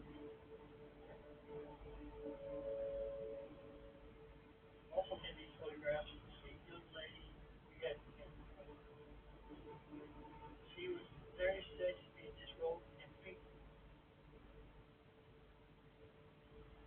And I said she could not get bigger to this extent and not kill her. The head. Kind of a mystery. Who was she? Looking at her, she had real tan on her. Well, they were spent time in Florida, Georgia, and Kentucky. So I sent the photographs to those officers and sent it to them. That's all case. Now this is what you call a shot in the dark. A highway crew makes a grisly discovery. A badly decomposed human skull. 4 days of digging produces 90% of a skeleton, along with a rest implant and some clothing and jewelry. When we examined the skull, we found 2 bullet holes to the back of the skull, and the orbital bone was broken over one of the eyes. It was definitely not a natural death. There was definitely homicidal violence involved in it. So yes, that's why the homicidal was deep. We looked at all of the local agencies' warnings to identify the skeleton. About a year later, we got notified by the FBI that they had photos from another case of a young lady that was being beaten. And as we look at them, the shirt wrapped around the neck of the girl that was beaten matches the shirt that we had tied in a knot. We went ahead and got down records from them and Jane Doe X75, which is what she was known as, and we're able to actually identify the skeleton alongside the news station, Cheryl Vanessa. And through our investigation, we discovered that Cheryl worked with the exotic dancer at the Mont Venus. Now, police want to talk to anyone who knew Cheryl Vanessa back in 1989.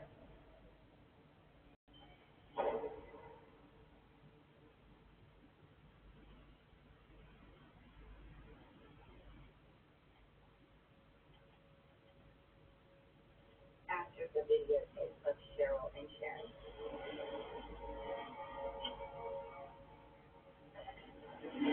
There just was a lot of gossip going on. Everyone in the club was talking about it. And then Cheryl showed up at the club, and she had a bruise on her cheek, a black eye. She had marks on her neck where you can see she had been strangled. And that's when I knew that this had gone from Warren being a twisted pervert to him being physical. And he was obsessed with her. He called many times to the club. And he was asking me a lot of questions about Cheryl. He wanted to know her last name. He wanted to know where her dad lived. Every time he called and asked for Cheryl, I would tell him that she isn't here, and then I'd hang up. We did everything we could to try to create separation between the two of them. But shortly after that, I was walking out of the club. Sharon's dad was in the parking lot. And Cheryl was standing next to his car, and they're having a heated argument. And he was screaming at her. And he said he was going to kill her. So I ran over there. I intervened. Then he got mad at me, and he revved his car at me, and the car lurched. He was acting like he was going to hit me with the car. I walked away, holding her, walked her to her car. I thought she would go home to her dad, and that was the last time I saw Cheryl.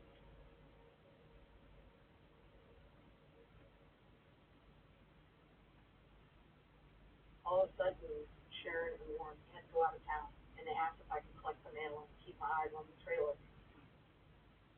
And one night, the neighbor right across the street went outside to smoke a cigarette out on the porch, and there was a guy in a truck.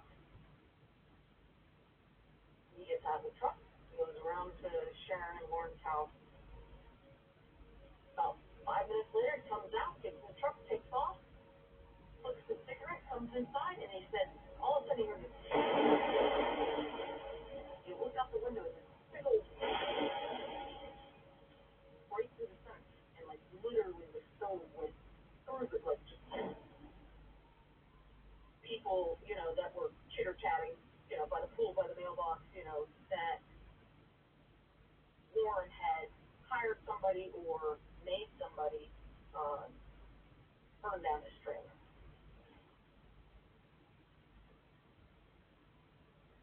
We finally knew why Floyd left Florida in such a hurry. He was fleeing because he had killed Cheryl Camissa. Floyd knew law enforcement would be looking for a man, his daughter, and her child. They would not be looking for a man and his wife and their child. And that's why they stopped and got married.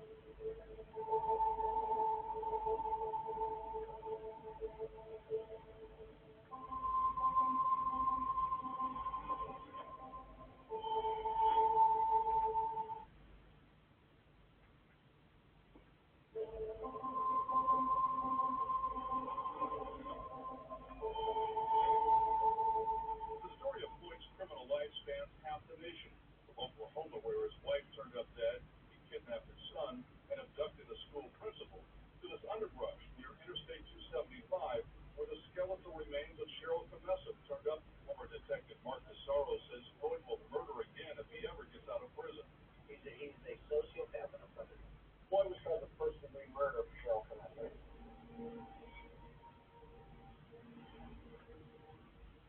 I always thought that we had a good case when you looked at all the evidence, even though the majority of it may have been somewhat circumstantial. It was just overwhelming the fact that we just put her there, we just put him there, put them together, we had people that observed arguments between them. Franklin Floyd faces lethal injection for the murder of a Japanese dancer. The detective staff had identified the photos. There's a photo of Cheryl's body laying on that mattress, the exact same dirty, nasty mattress on the height of it in his living room. I was in that man's house at least 7 times a week. And out of those 7 times, every day that house was open, there was no misrepresentation. That was the same mattress. I knew it. I was convinced. We had Floyd for 52 years, but now we had a chance to convict Floyd on a murder investigation, a capital crime, for which he could get the death sentence.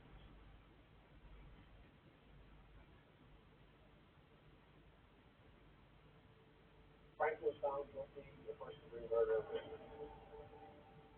sentenced to death. It's a very good feeling to hear the verdict. A great deal of satisfaction in knowing Floyd was from a movie where he couldn't hurt anybody.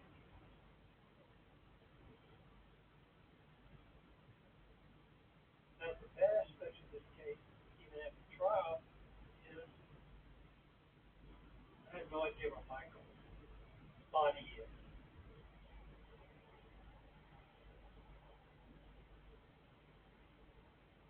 It was just a freak accident that those photos were found and previously got convicted of a homicide. It wasn't one we wish to have, but I think in every police officer's career there's something that lingers.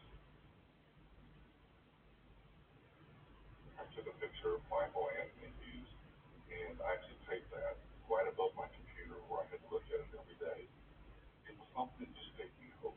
It kept me going every day at the office thinking, we need an outcome to this, and it will happen someday.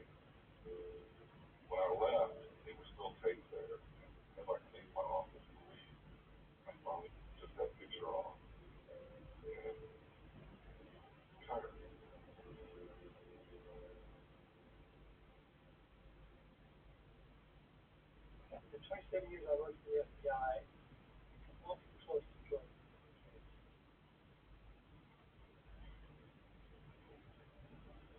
Two of them that not able to close how I retired was finding Michael, and Mike.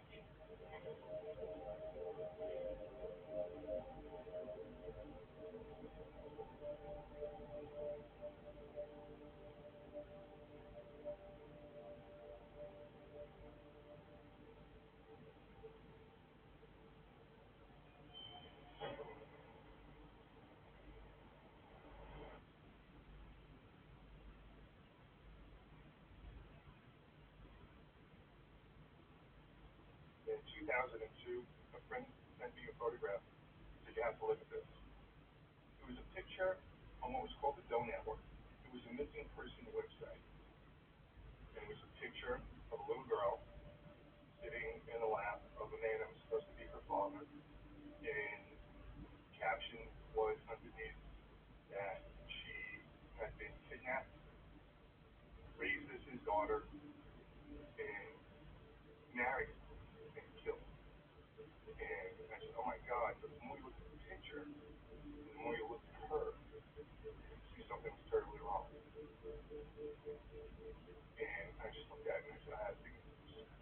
The first person I think I spoke with was Joe Fitzpatrick.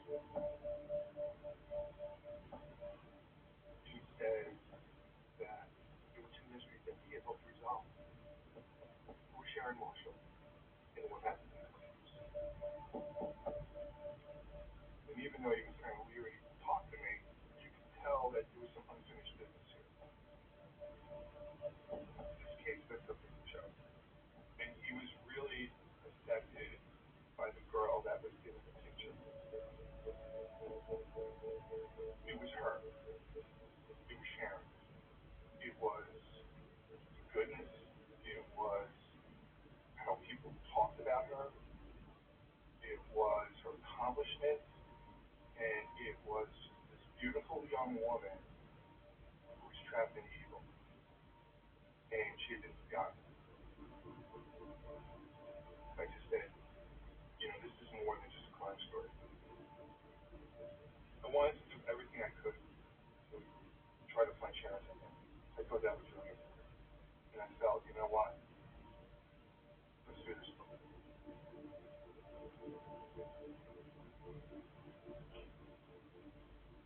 The only person that knew her real identity was Franklin Ford. I said, let me take a shot and see if I can go interview Franklin Ford.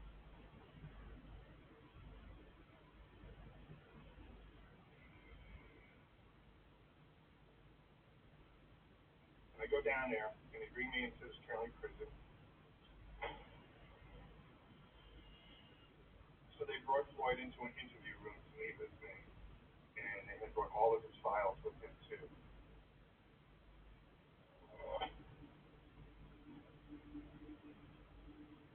And there were a couple of deputies standing next to him.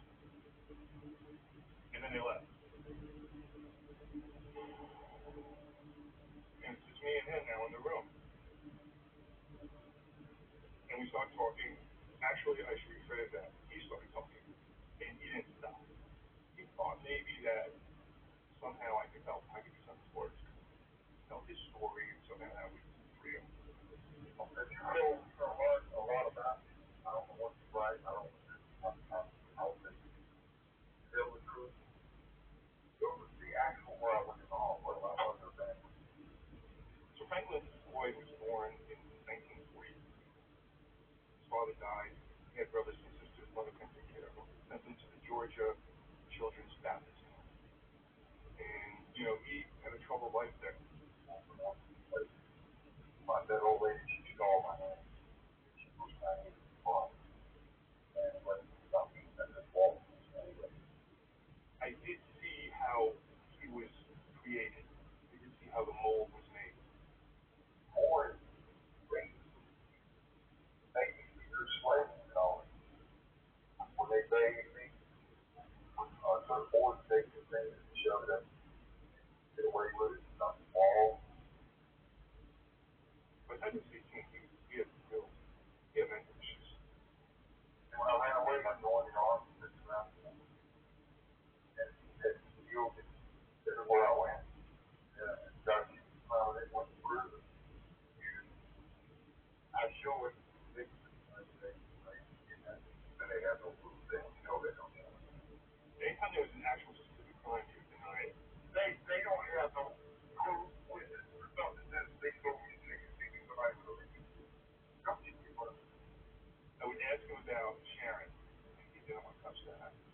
about Michael. He didn't want to touch that.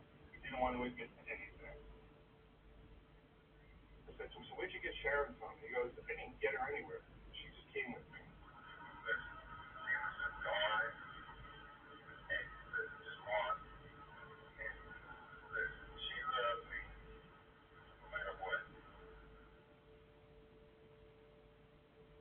He denied everything. He denied killing Sharon, kidnapping her. He denied killing Michael. And he denied killing Shelby himself. I didn't learn anything from Floyd other than he was clearly psychotic. You know, as an investigative journalist, you try to get down to the truth. It was really frustrating. By the end of the book, that's what found out who she was. At that point in time, you know, we just, the book was done, published.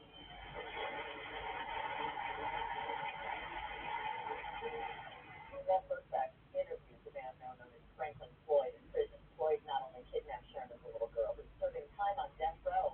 Max Burgess wrote the book A Beautiful Child, recounts how, against all odds, the girl known as Sharon flocked to school.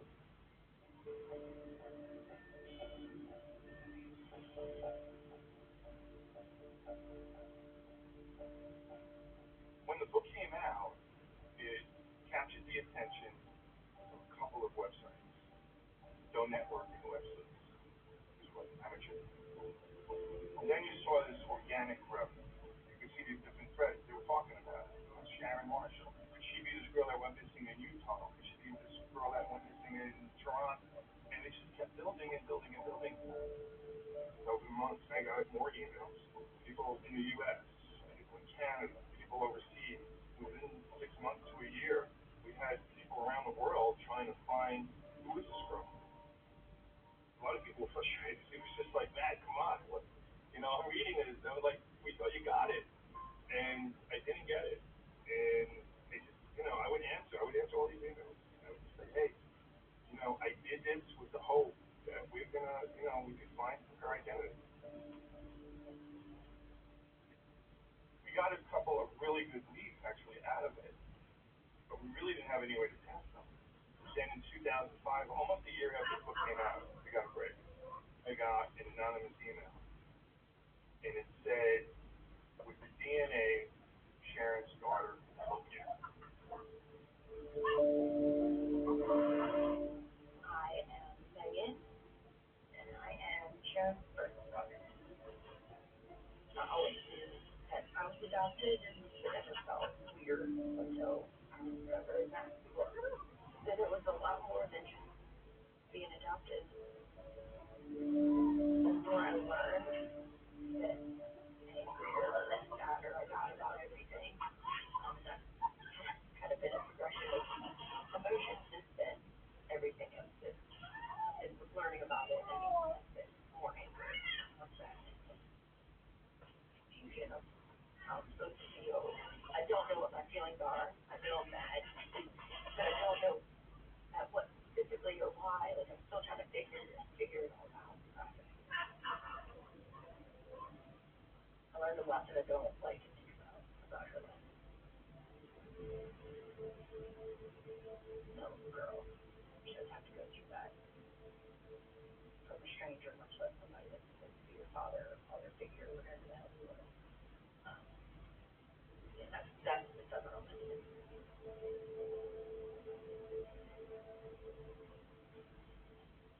I was a junior in high school when my aunt discovered that book.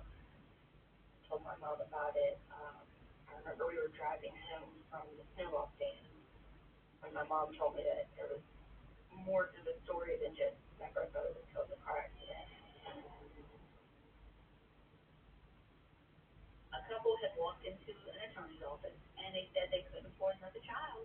Can you find us someone to adopt? And we walked in and we saw Clarence and Tanya sitting at the table.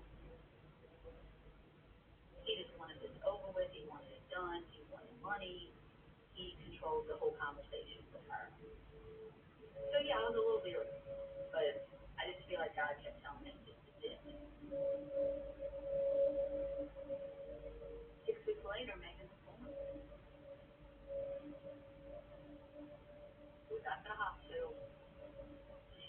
liver.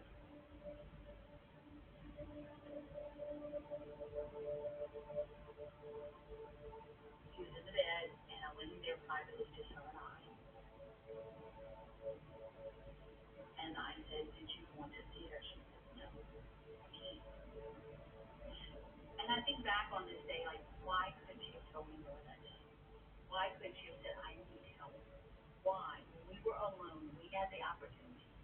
Did you not say, help me? Nobody knows about that because it was just her and I in that room. Because the minute Floyd came in, everything stopped. The whole conversation stopped.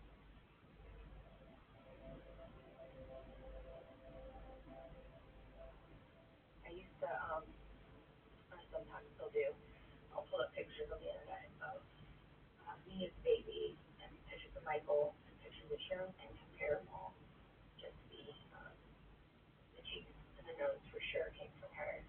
And my natural hair color is the same as hers. So there, yeah, I definitely see myself.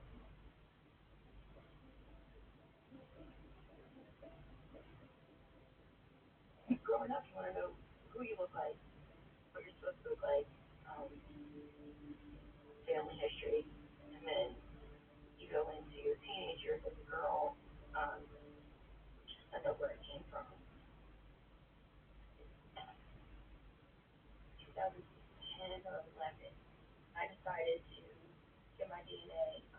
It was so we could hopefully find any other family at the time. It was exciting. There was the potential of finding people. Sharon had been pregnant 3 times. Once in high school, the baby was supposed to be adopted. Then it was Michael, and it's his third one who was given up for adoption in New Orleans, and that's Megan. Having that DNA and knowing it's a positive match meant that it would just open up this entire world of possibilities. And then that's when the National Center for Missing and Exploited Children came into the picture.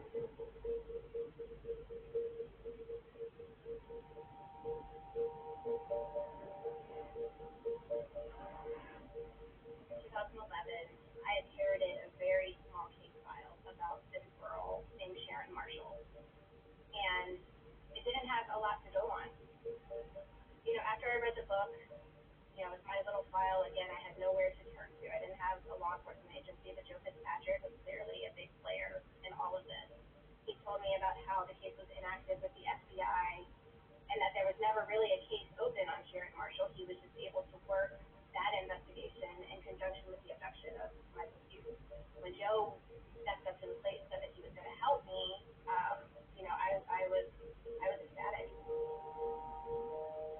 I received a call from the National Center for Missing and Exploited Children. I got excited about the fact that I could get back into this game. This was unfinished business. This was something that I had made a great deal of progress on, but never had a chance to try for the family because by the time they're getting paid,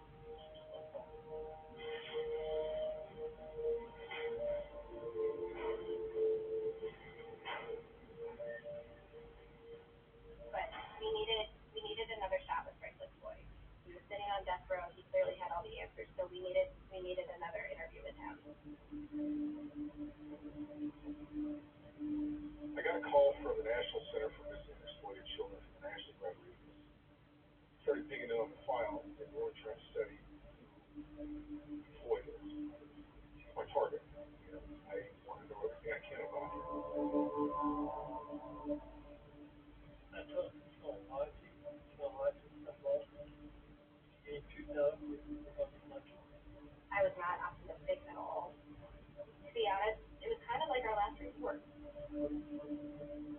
So the FBI deployed to Florida to interview Franklin Floyd.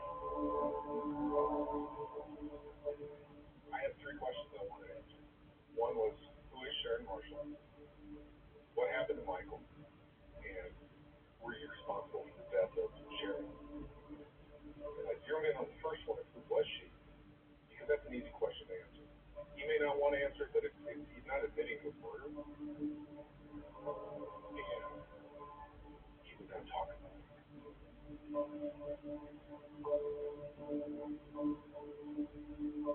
He just started shutting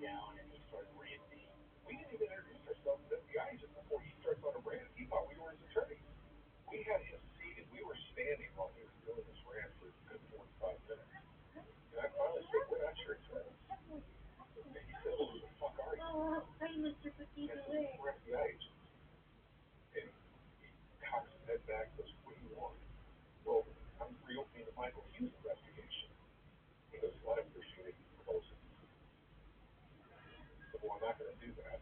And I said, you wanted him to be your new Sharon. Sharon's out of the picture. This is your new Sharon. Michael's the one that's going to replace her. And I kept talking, and then he starts crying. He was emotional, and that's an opportunity for me. Scott kind of slapped the table enough to get his attention. How'd you kill him today? And he's crocodile tears are flowing. And I raised my voice. How'd you kill him? He looks at me and says, don't you do that. And I finally hit my fist down on the table. How'd you kill him? Boyd, how'd you kill him? Waterworks turn off. I shot him twice in the back of the head to make it go quick.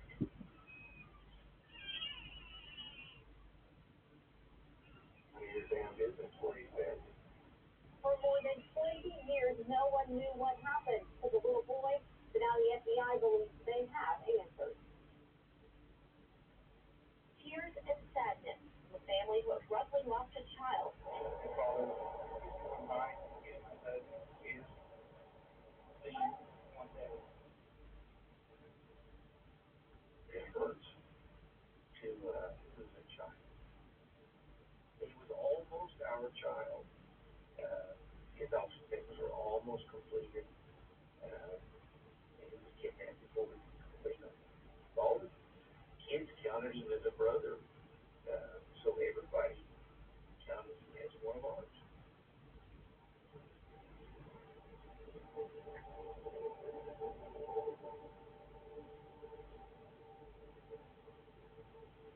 The FBI says the suspect in a cold case more than 20 years old has confessed to murder. One says he buried the boy near the Oklahoma-Texas border. We stayed out there for 2 full days, digging for 2 days, sifting for 2 days, and got up in. We gave it 110%.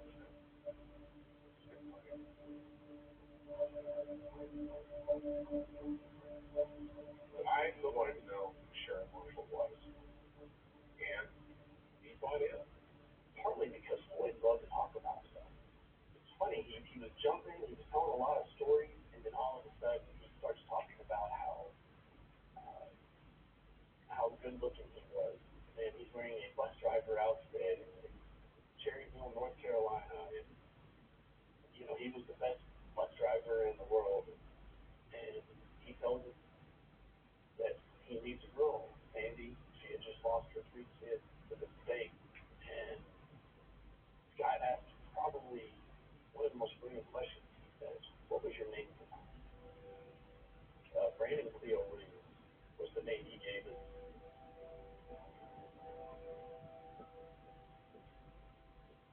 And that was something we had never heard before.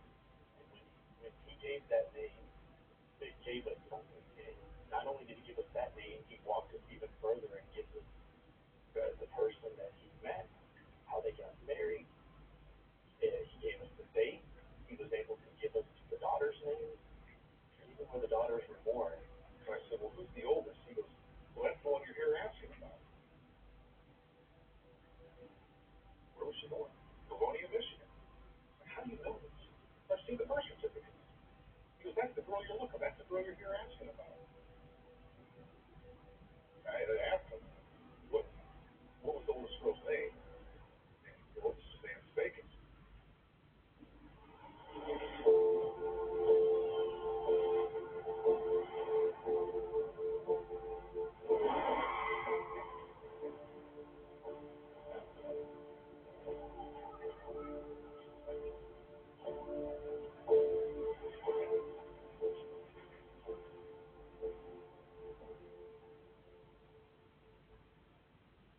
They told me where a dentist was. I sat there and just sort of, while I wasn't in a trance, I was just so delighted. I almost cried when I told that too. Oh, He goes, we know her identity. And he tells me her name is Suzanne Livinakis. I was like, holy shit. I don't think relief is the right word, but that's kind of what I felt. It was just like, it's over. Like, we now know who she is.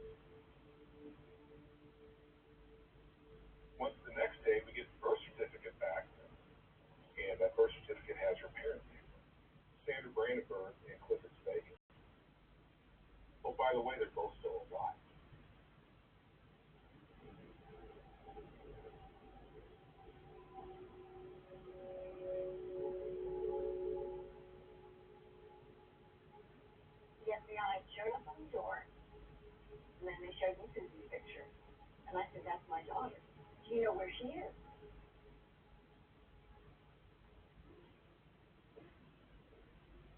She was very smart, very silly, and very quick-witted. I was 18 when I got pregnant, and I was 19 when she was born. I was 17 when I started dating.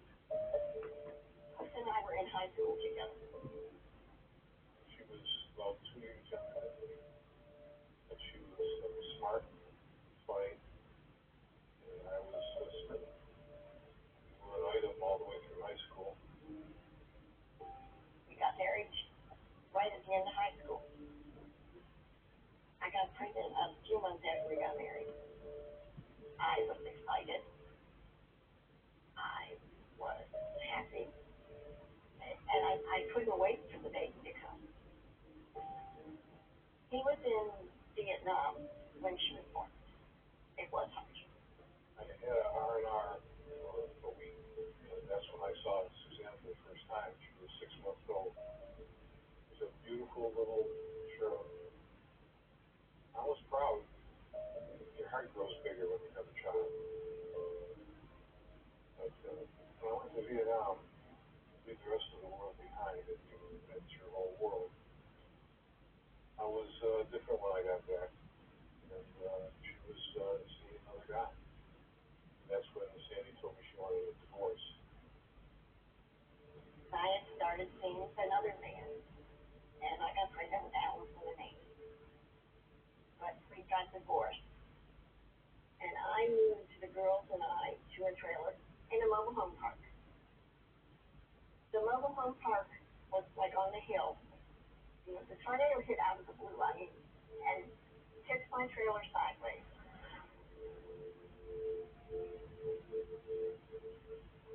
After the tornado, I guess now they would call it PTSD. I can remember at one point sitting in the corner in the living room on the floor, and the girls saying, "Mommy, mommy, mommy, mommy," and I couldn't move. I went to social services because I thought that's what you did to get help. They took the children. I remember telling her and crying, "It's not safe. I can't take care of it." The lady in the front of the social services office, she said, "Honey, go to church. You'll feel better." The Department of Social Services called me up on the phone and said, "We want to adopt all 3 girls out to one family. They're very attached to each other, and we don't want to break up the set." They gave me a choice: either adopt all 3 or give up all 3. It was pretty rough on me. I spent a weekend drinking too much and thinking about it too much. And at the time, I was living with my parents. I was unemployed. I was 23 years old, I think. And I just didn't think I was going to be a good parent at that point. I was still kind of messed up from Vietnam.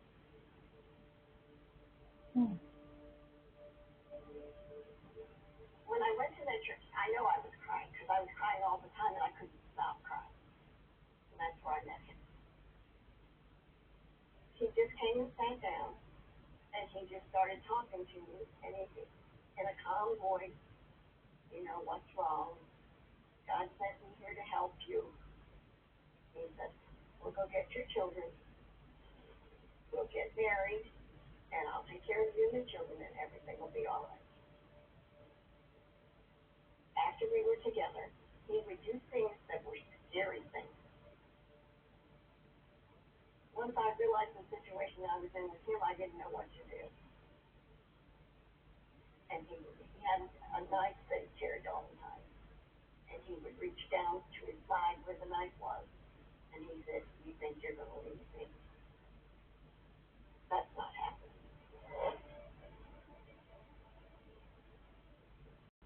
One time, I needed to buy the girls diapers. I had written a bad check at 7-Eleven. So I got 30 days in jail. And And that's when he took my children. I went to the police station immediately and told the police he had taken my children.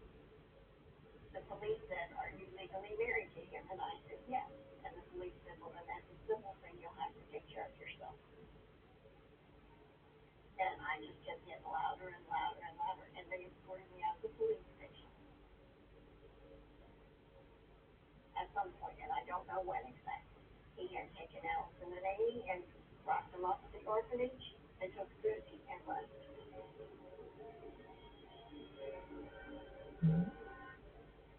You know, you can't go back and say, if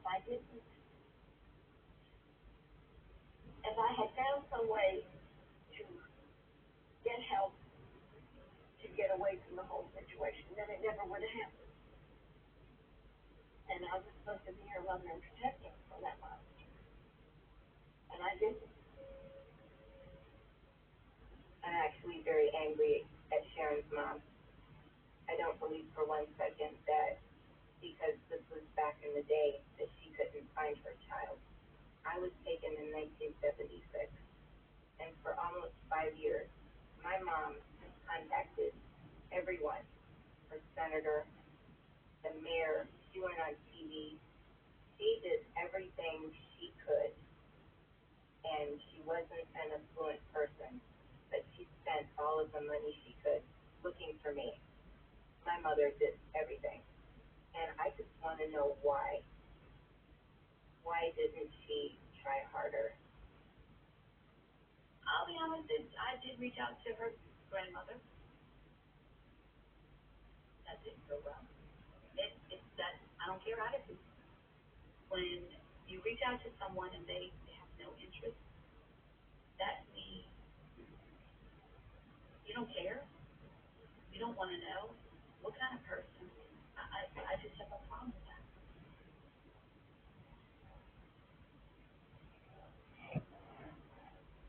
In 2003, when I was in Tulsa, and I went to visit the cemetery, I thought, wouldn't it be cool to come back here one day? Replace this son. I just had one name on it at the time.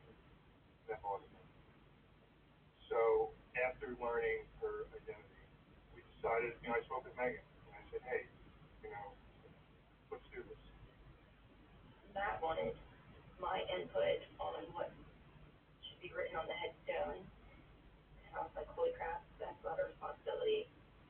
She touched a lot of people in her life, and I wanted to make sure that it showed that she was everything to everybody.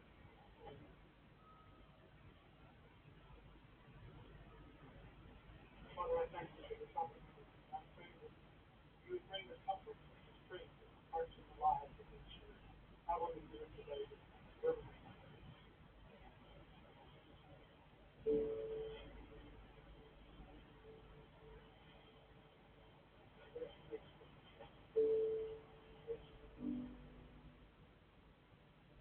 She was just 20 years old when she died in 1990. And it wasn't until June 2017 that we exchanged a tombstone. And finally put her real name there. She was the definition of a friend to everyone. The sound voice and the support system for people, which is absolutely insane because she had none of that at home, and she did it all with such a voice.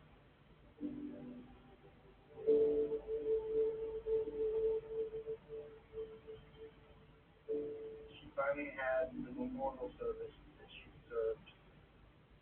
That put a semicolon for me on it. And finally she's at rest, but she's still alive in my heart. When I go, maybe that's when I figure it is.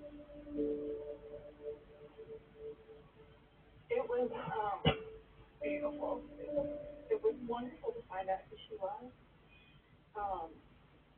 I remember just, oh my gosh, One of the things that got me most is that she never knew who she was. Knowing the people that were part of her life really helped me out. Because they all had such positive memories of her. I get the feeling that at most of the life she had. I was excited that you were an analyst.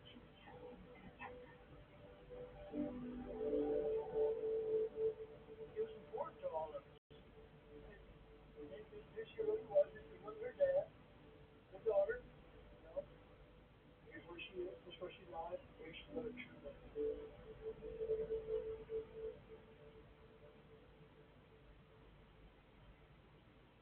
Yes, thank you. Guys, living in your relationship. Your family connection. And I hope I can be that's the mom that she likes or wanted to be. Becoming a parent gave me even more respect for my birth mother because she gave up 2 children, if not more, knowing that it was better for the kids. My son is named Michael. It is named after my brother. Michael didn't get to live out his name, and I wanted that name to keep going. What I can do is, I can't talk to Suzanne, but I can talk to Megan. And that'll be.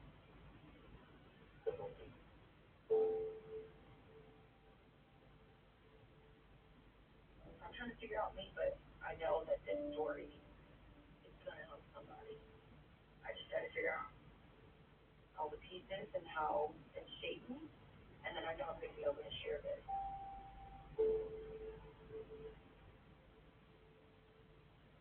I just know that he had a chance. He would have been one of those persons that would have been able to overcome what happened to her. If she had just gotten away from him, she would have been an amazing survivor. He had so much potential. He had something to offer the world. He really had a gift, and that's how I'll always remember her.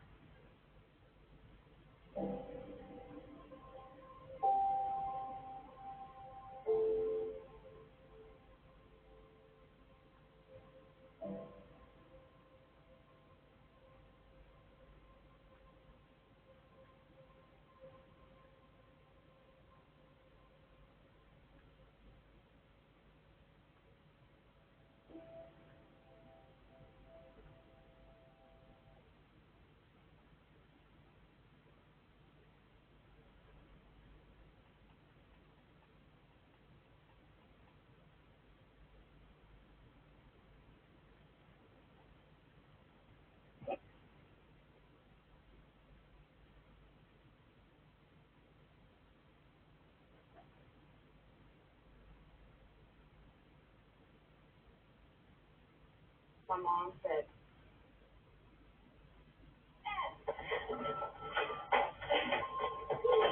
Wow, you lose a point. how come? P-H-O-E-N-I-X. A colorful bird from the south rises from the ashes and symbolizes rebirth. Papa.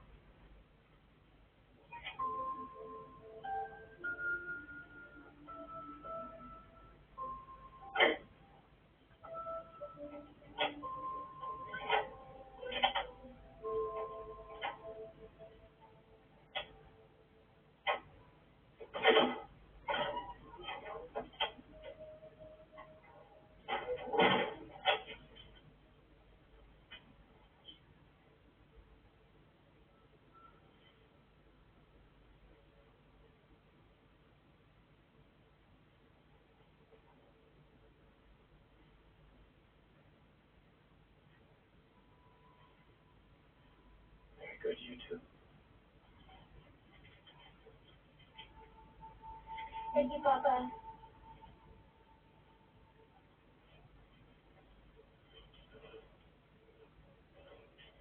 You know you shouldn't cry in front of the children, Lima. Remember the rules.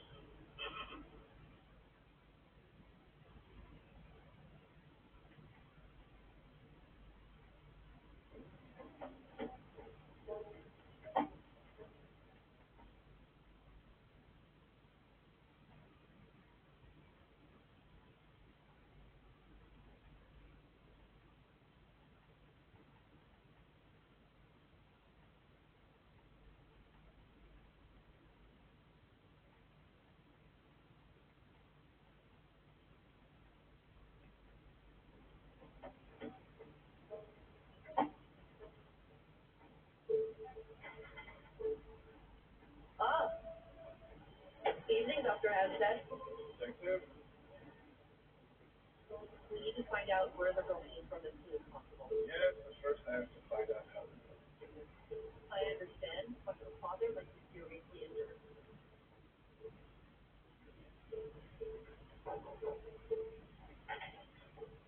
Hello, doctor.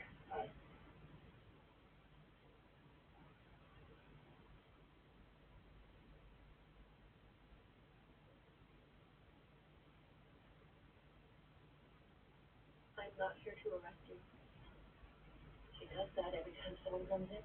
The nails have to be clean, and we must not hide anything in her palm that might harm herself or someone else. That's the rule. Okay. Hi, Hannah. I'm Aida Kurtz. I work for the police. And this is Dr. Hempstead. He wants to see how you're doing. Hello, Hannah. You can call me Melody. Hannah, I'll be right back. May I speak to you for a minute? Sure.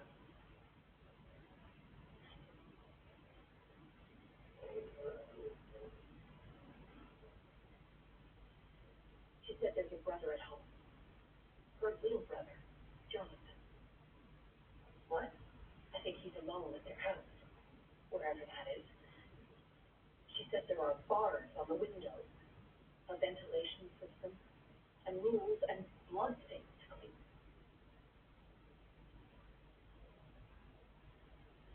And you believe her? Why would she lie to us?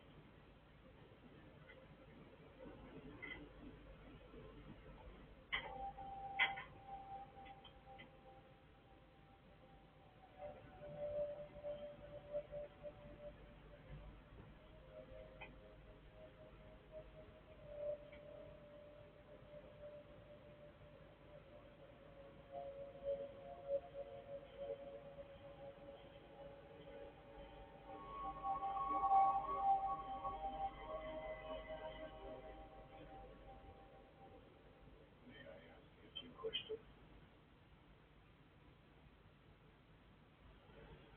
Did your father ever do something that you didn't like? Or something your mother didn't like?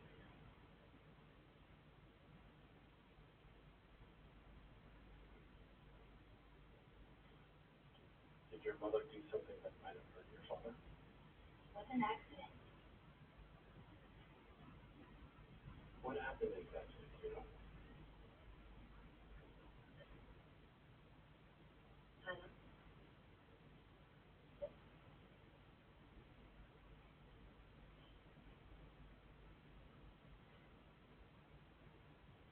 Can you tell me your last name? Goliath. The real one?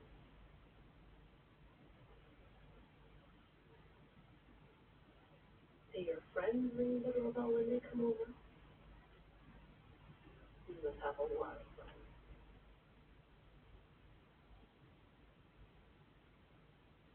You don't need friends if you have a happy family.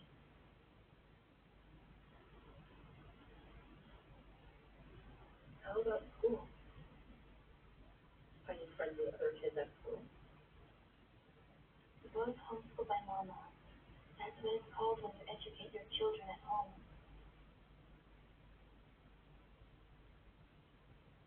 You sure know a lot.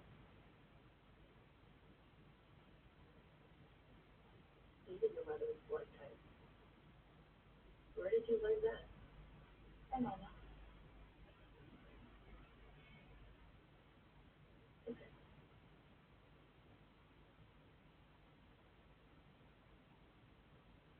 Earlier tonight, you were running away from something. The two of you? Before the accident, you were in the forest. It was dark. You were running. Did you run far?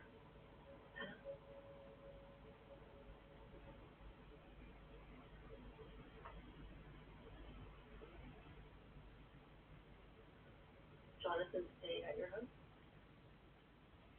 With the bars on the windows?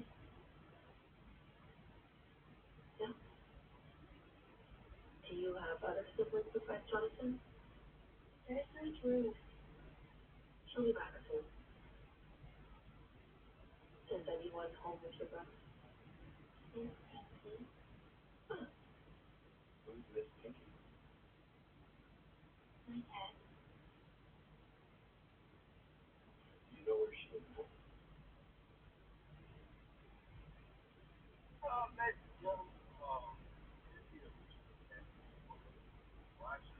Is there enough food for her? Helen? He wants to go home. To Miss Pinky. Even better to see. When we go on the trip again. Lucy's by with Mama. Like she promised.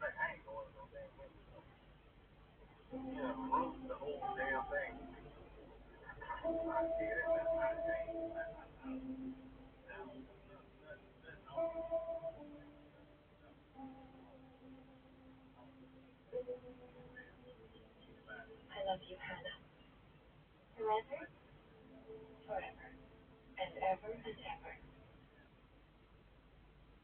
Imagine somebody watching the damn foot on in the damn man. About trying to figure out why they damn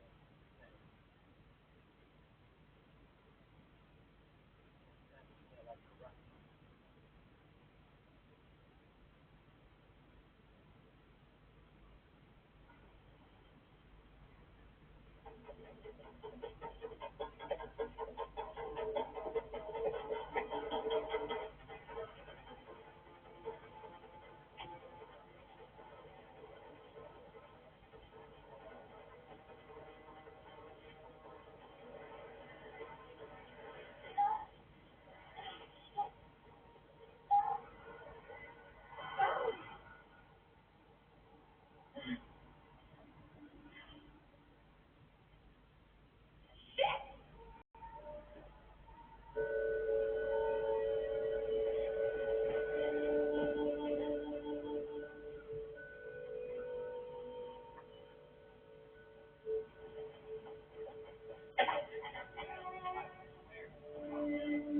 Our daughter's been in here. Alina Beck. Which ward? I don't know. But I'm glad to get it.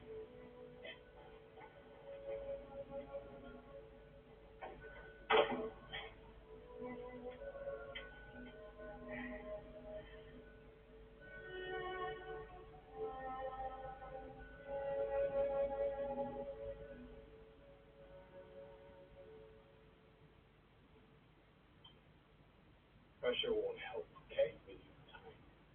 Or she'll shut down completely. She'll stay here? For tonight at least, yes. Okay. Too much change to her routine. Good for her. And I was going for the nurse.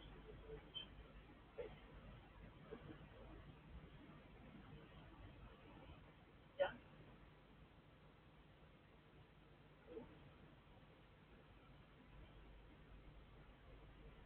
Speak to me. Okay, put him through. Heinecker.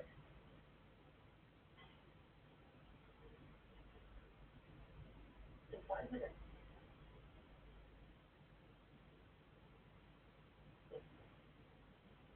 Sure. I'll come meet you. You? And you? Opening towards the back. After you get to that white square with these on? Right. Okay. Now, these are for you? Yeah, let's sleep. Okay. Let me tell you. So when you leave the intensive care area, then you put the protective clothing in the bin provided for that bin. Are you the parent? Yes. I'm Dr. Shahada. Your daughter's renal damage and had to be removed. But it's not a vital organ, so generally, she shouldn't have any issues. Uh-huh. She's currently unconscious and has injuries on her face. But it looks worse than it is. Just last year, we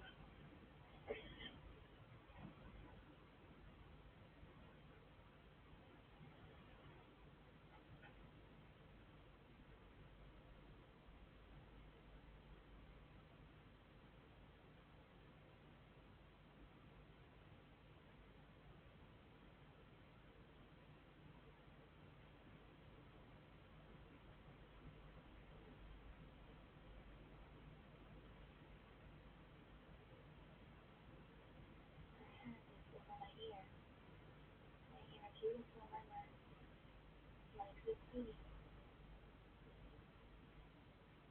even though I know it's my own blood. You know what? I have some excellent news for you. Your mom's surgery went very well. Can I go see her?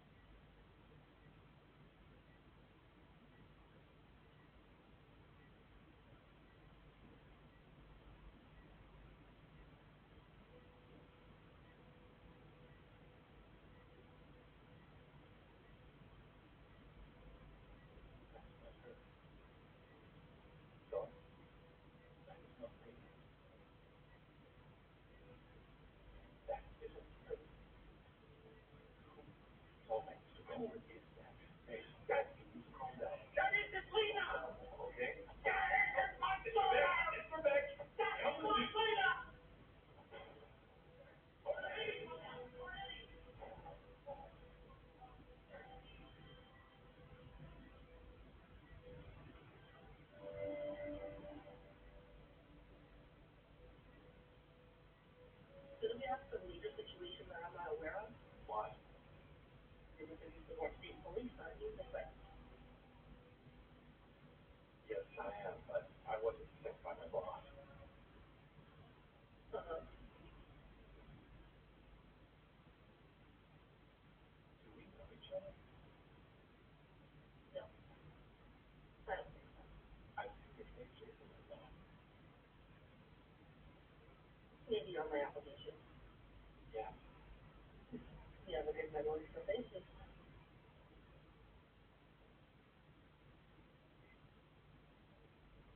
I was in the funeral.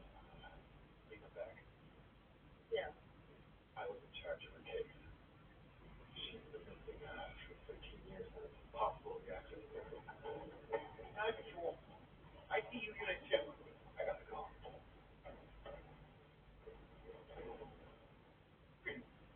Enough, sir. Enough. Listen, Lisa, you calm down. Who's that? Lena's ex-parents. You brought her parents? I'll take care of them now. We know each other. Sure. Yes, I am. Thank you. Everything's fine. Everything's fine. But it is, please. Not her. I promise I will bring her back. Your words. Your words.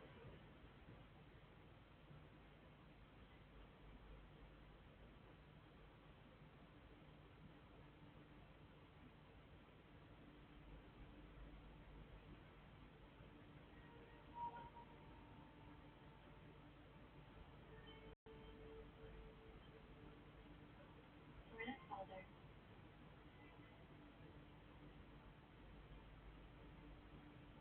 Lena?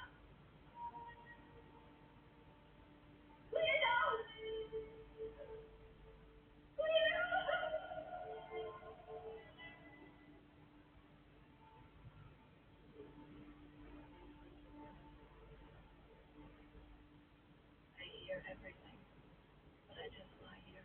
Like a dead lump for me. Lena, you know what he did to me.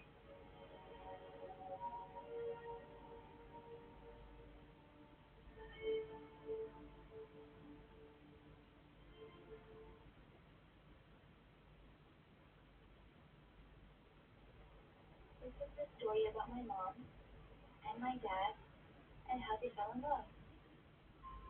It was very late at night and my mom was out all alone. She was really scared. That's because she was lost. But then along comes my dad. He appears all of a sudden and he rescues her. And from the very first moment they fell in love. They move into a house and have children and become a happy family together.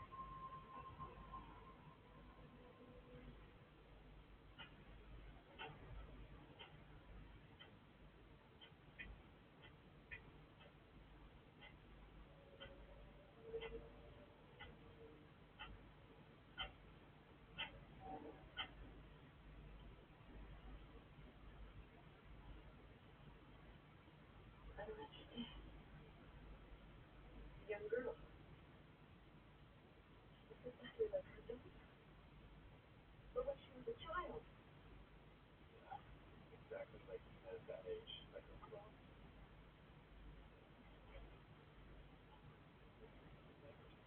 Look.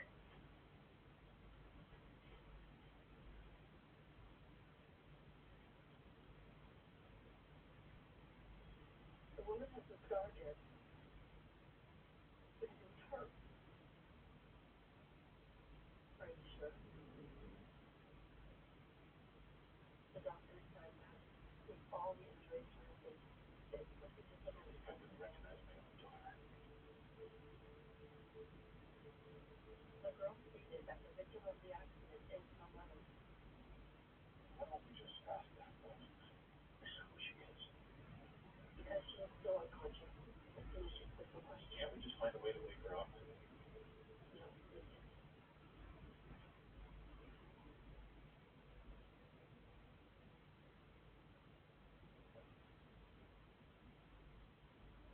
All these systems files and the DNA profile building the back. I'll take care of that.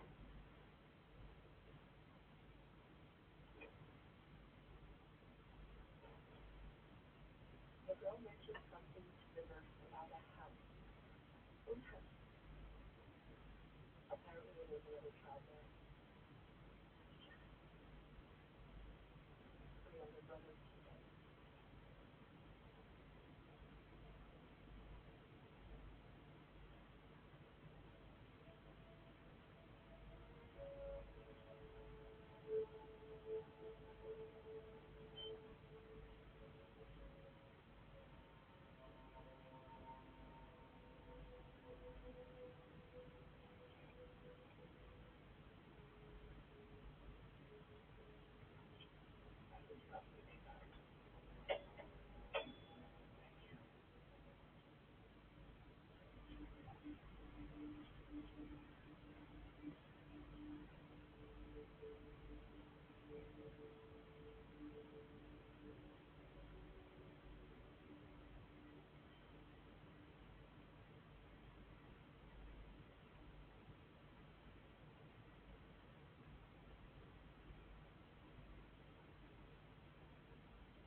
Why don't you go home?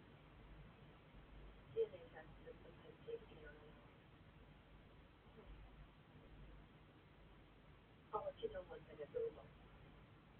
I'm staying here with my granddaughter.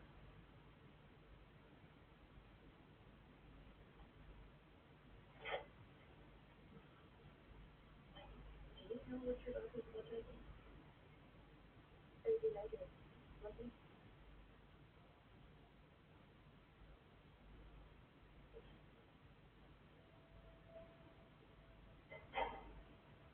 You're close friends with the family. She is tonight. And yet you were in charge of the case.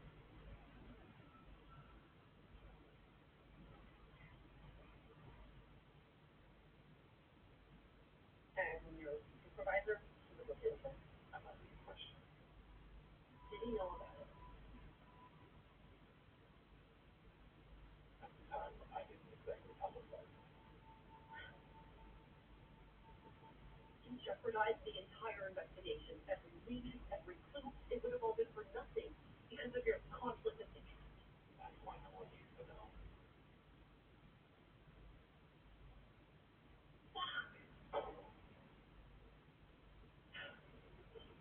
You have to understand that that girl, that woman, they are the first real leads into the case here. In all those years, you haven't had a single lead. Never anything solid. And we've tried everything back then. A huge search operation appears on national television, a special investigation team, tons of officers, thousands of tips.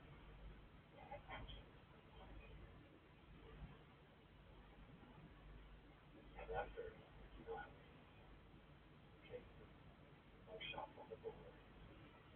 And every now and then, someone calls us and says they saw her. I only saw this. So,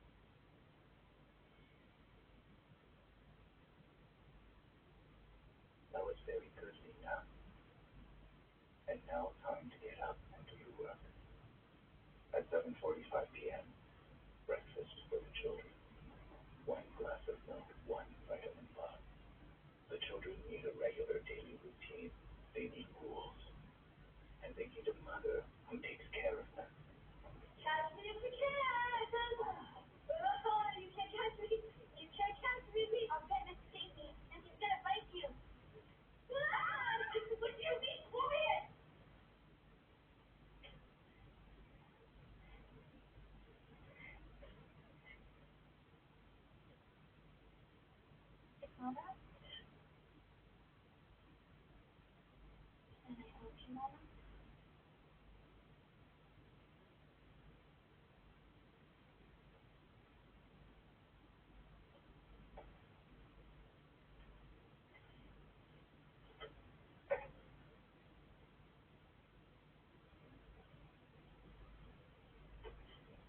Please, please help me. I'm almost. Oh, I'm sorry. I'm sorry. Did I hurt you? No, you've never hurt me, Mama.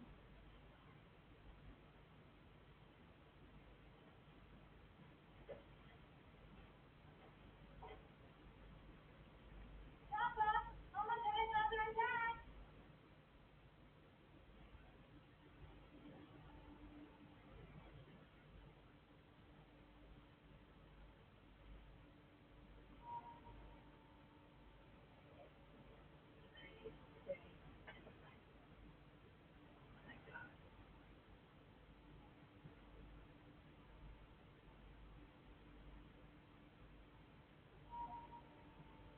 I take care of Hannah.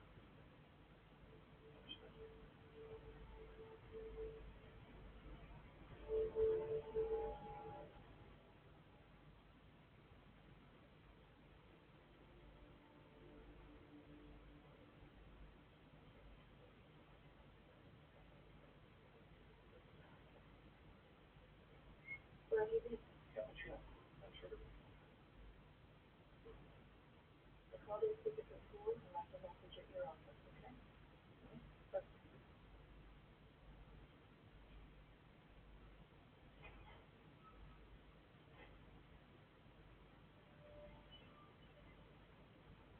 The woman was hit by a car. We are assuming that there is another child at the place where she escaped from. Jonathan. A young boy about 8 years old. We're hoping that he is still alive.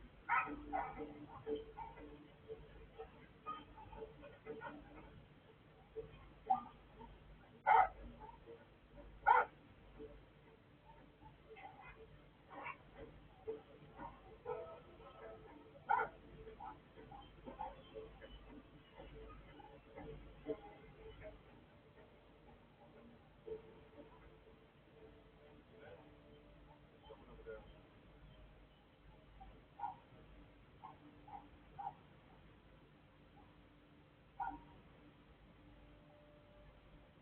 We're gonna finish up.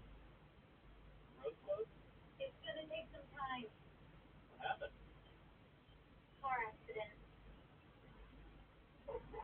Not a bus for an accident. Do you take this road a lot? A shortcut from my work. Security guard. You're a smart one. Well, by any chance, did you guys have here last night? Last night. My rounds are mornings and evenings. Night it's dark as hell up here. Drive safe. So what happened here?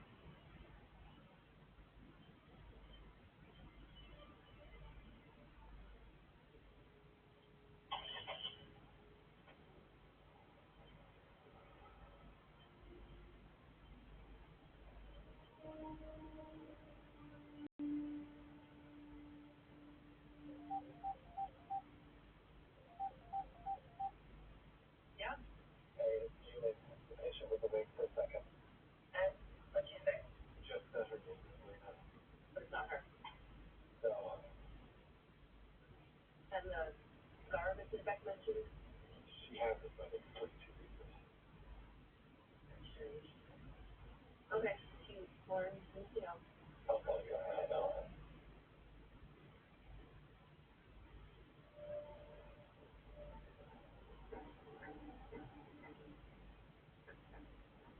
I can imagine that. What was the reason to get here? I think that's her.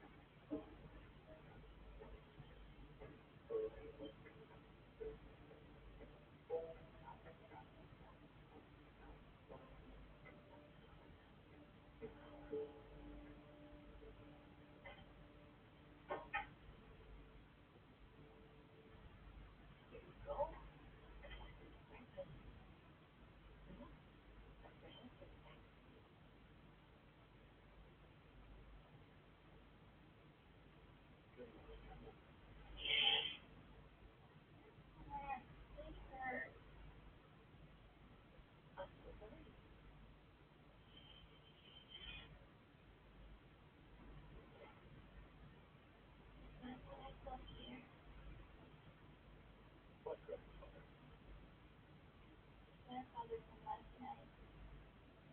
The old man of my mother's father.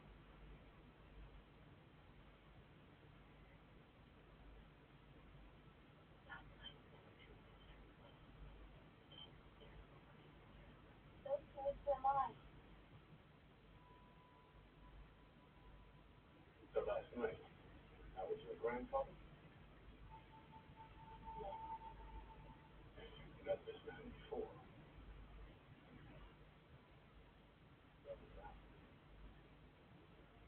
hardly. But that's a secret between my mama and me.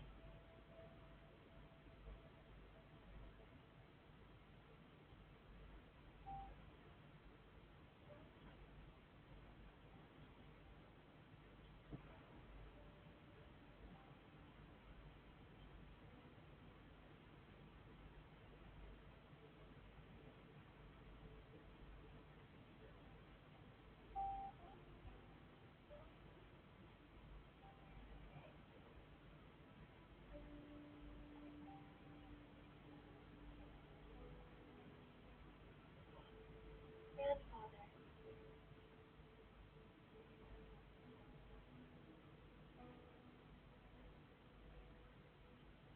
But that's impossible. Venom claims she's been living with him. It's quite possible that she's distorted parts of reality, at least to some degree, in order to make it fit her own feelings and her own experience. What she says can be an accurate description of her reality without having happened exactly as she said, which doesn't mean she's lying. Hang on a second. Are you saying that Hannah might have actually met her grandfather before? I can't rule that out.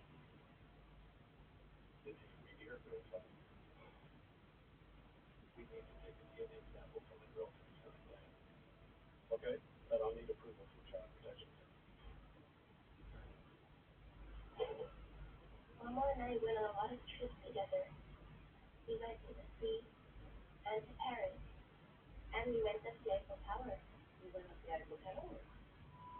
The Eiffel Tower, 324 meters high, it was built to commemorate the 100th anniversary of the French Revolution. Hannah,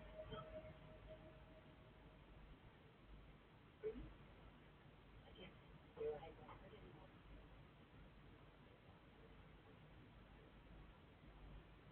a gift is a gift, and giving it back is given.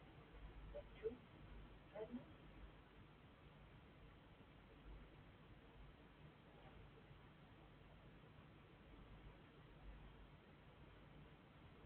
Want to take a look outside together?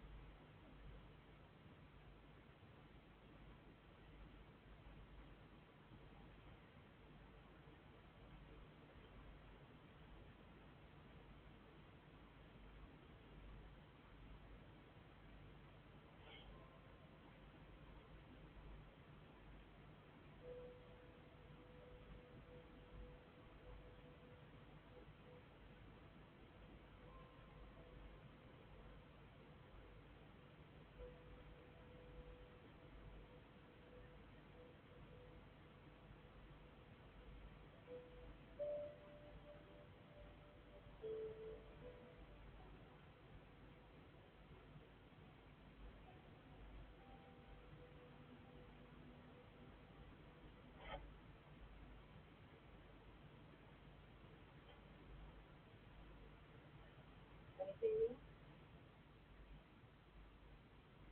Vacation. Told me her name is Luna. I know it's not her, but there's something else too.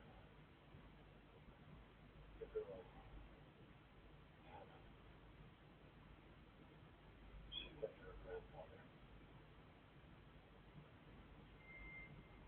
Amelia, I need you to tell me, have you ever seen this girl before? Have you ever seen this girl before? She did. Hannah claims she recognized you. And what do you think? Do you think I recognize Luna? That bubble flesh and blood. The feeling with the eyes.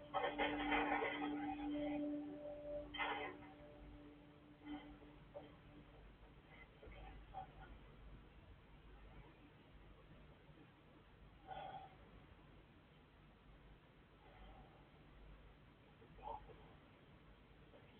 Cool.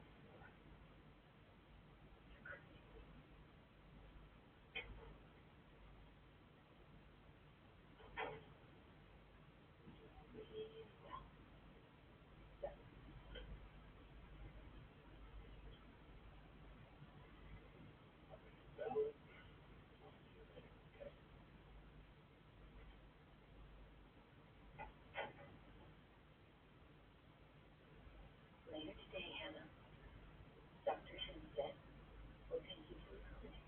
Can I just stay here with you?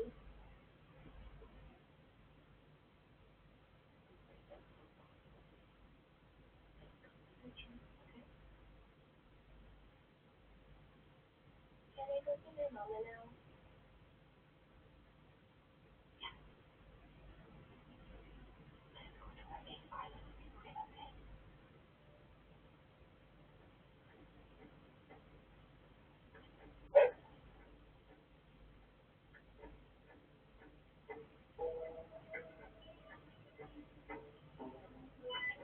Hey, this is Corbett. Hey, we found something. I repeat, we found something. A piece of fabric on the fence. It looks like a decommissioned military compound. Over. Got it. Send the coordinates to the team right away. Understood.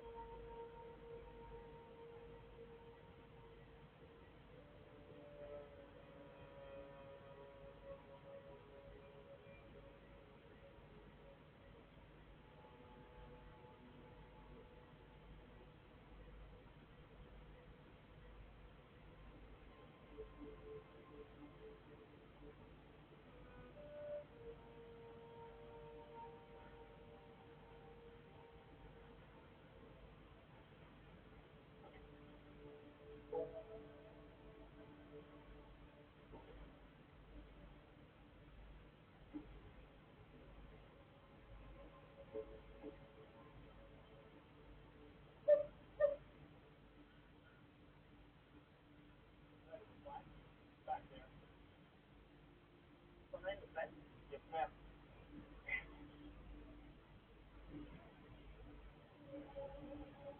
Go upstairs. Patient needs rest.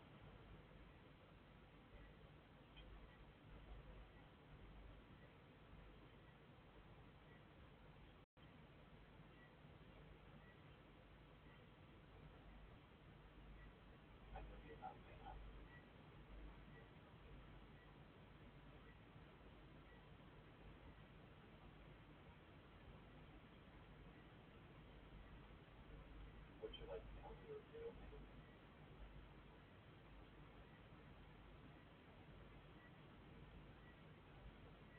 Did you know it? The policeman is talking about you in the past tense, but if you are no more than all of this, how would this happen to me?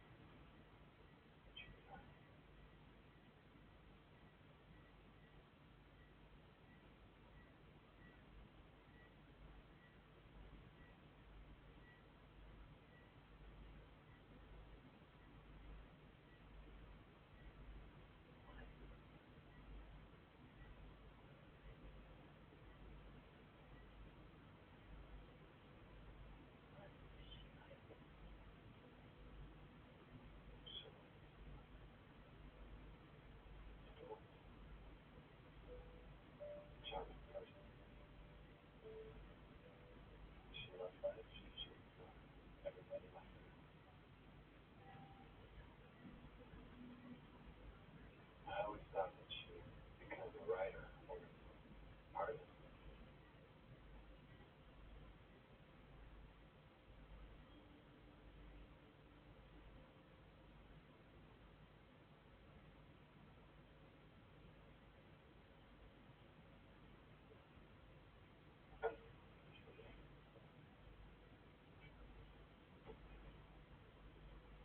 She was really good at drawing, but she decided to study law. She was in her 40s. She had such a vivid imagination. She would make up all sorts of crazy stories and entertain all of us with them. And she had her whole life ahead of her.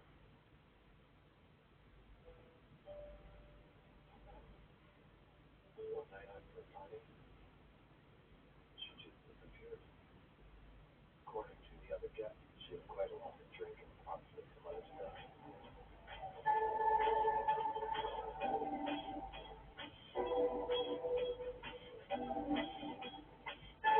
The last phone call was registered at 4:10 a.m. She was on her way home. Okay, yes. I am Miss Southern McLean. Is that why you're calling? Come on, it was just for fun. I mean, it was just a flirt.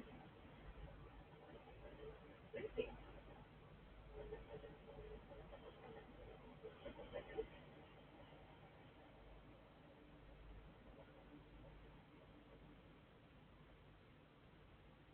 After that, her phone remained switched off and she disappeared. Well, Disappeared from the face of the earth. is that you? We looked into every possibility, questioned everyone, party guests, fellow stewards. We suspected her boyfriend as well, her ex-boyfriend. The relationship was always kind of on and off. But the fact is, to this day, we don't know what happened to her back then.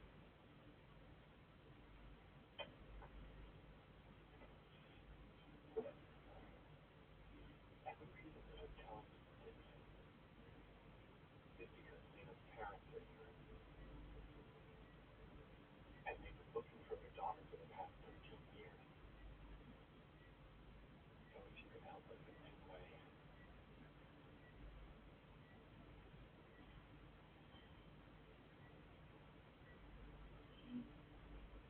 I'm always with you, Lena. I'm always with you, Lena. You need to stop. Now. Stop it.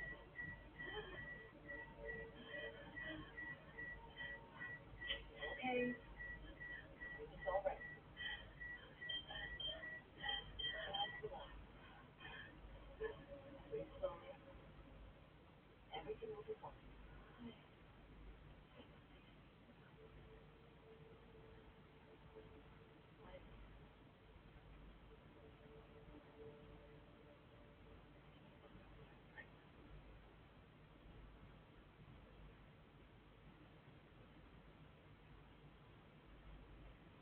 Come here, Mama. Mama, act the here. Act the way you always do it.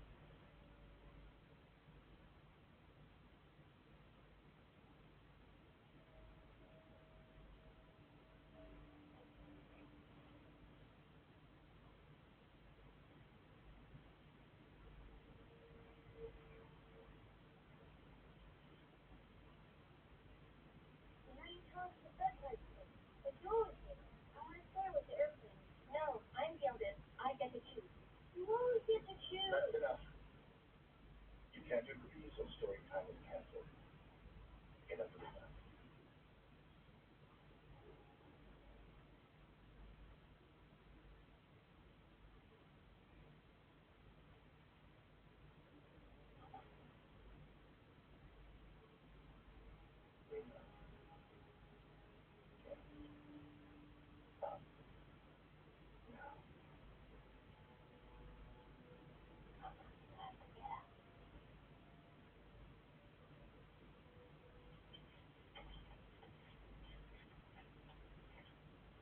something?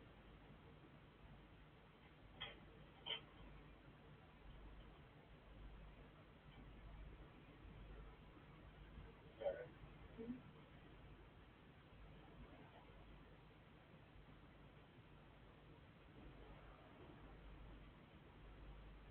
we're taking her away.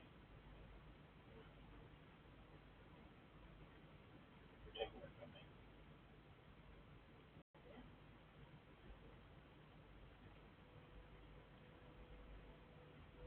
I won't run away. Just put the safety belt.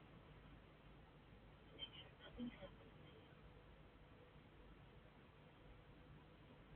See you later, Goliath. See you later, my sweet.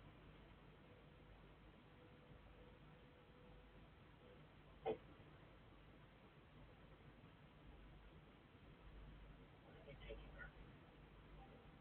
I'm sure it's all been arranged with the people at Child Protection Services. Lydia?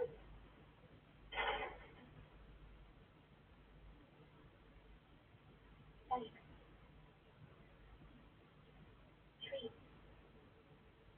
Traffic light. Speed wall. Bench. Clear. Bus. How nice.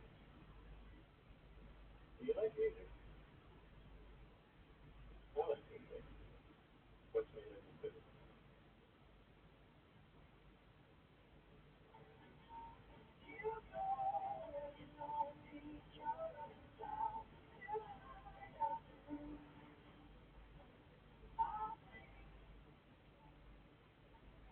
Nurse would tell you where we're going. We're going to a clinic that takes care of children who have mental illnesses. I'm not sick. It's a nice place. Really. It's a library. It's for children. It's a garden. You'll like it there.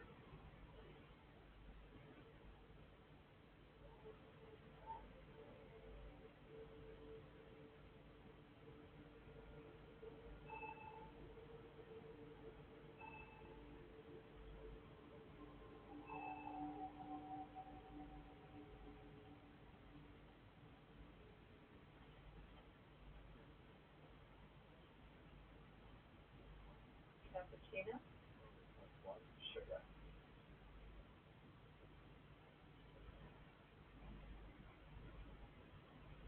What was it? I don't know.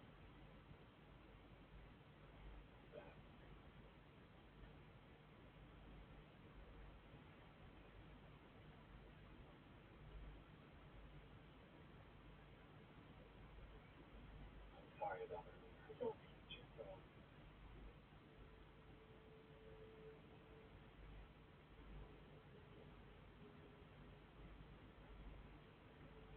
are you okay? You know, Gary, recently things have started to get better. He even accepted to attend the support group. It was like his old self again. It was funny. I see it.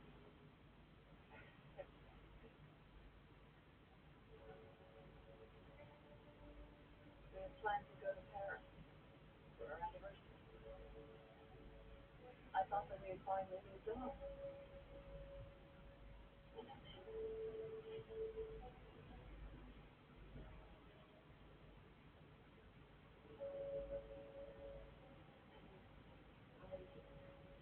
Are we stable? It's good to be back to work. We don't look well. Thanks.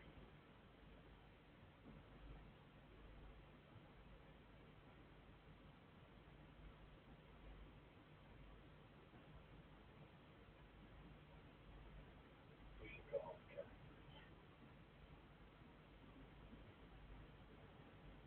I'll give you a call if I learn any good news.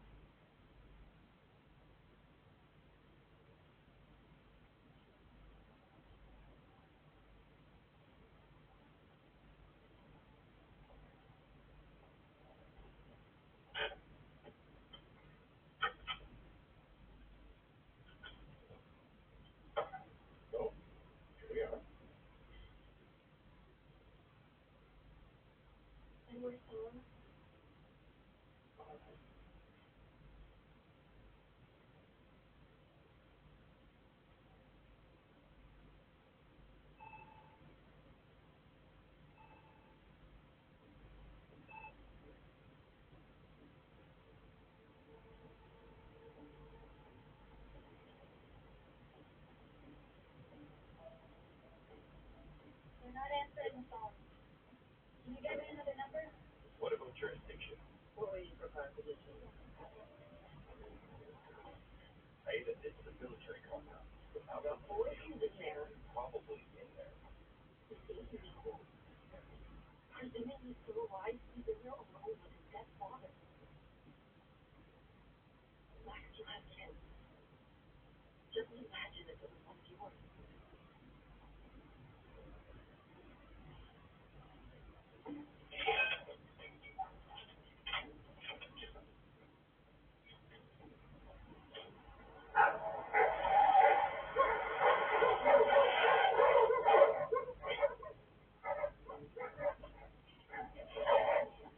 Hello? I'm Kurt Hawkins, please. Are you in charge of the facility? Yes. You're the guy from the accident site, Have right? you got authorization? So we can get it. This is a NATO. We can have it made. No, I don't. They know at the office. You remember that. There's no one there. I'm the one in charge here. You know your way around the room. No. I just check outside the fences. I don't have access. It's restricted.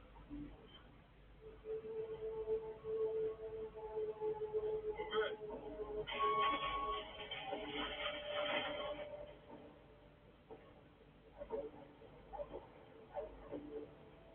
I'll need to see your ID. And then I'll need to see your statement.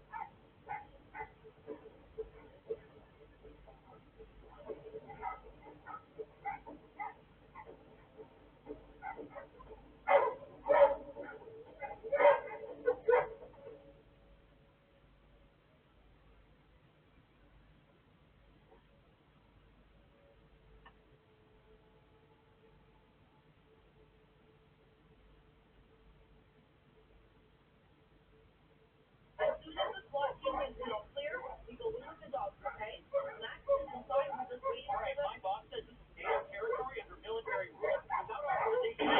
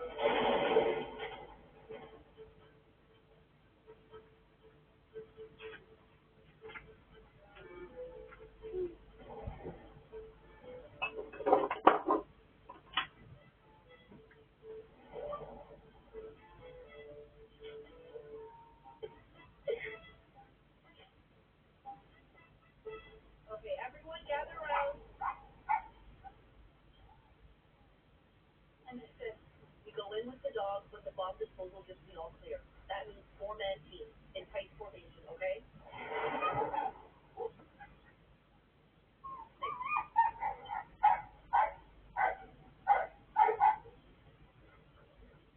The official estimator base said that there's no way these mines belong to them. Before these sites were closed down, Barnabas will look through the whole area. He also asked me to give him your name.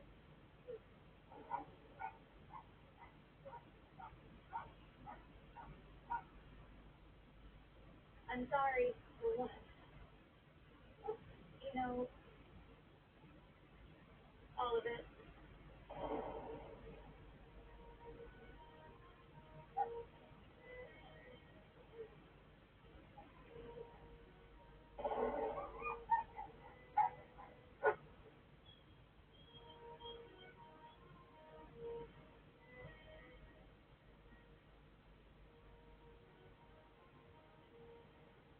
Here we are now.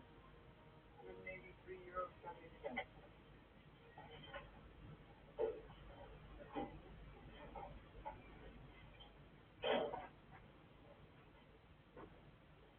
Lucia?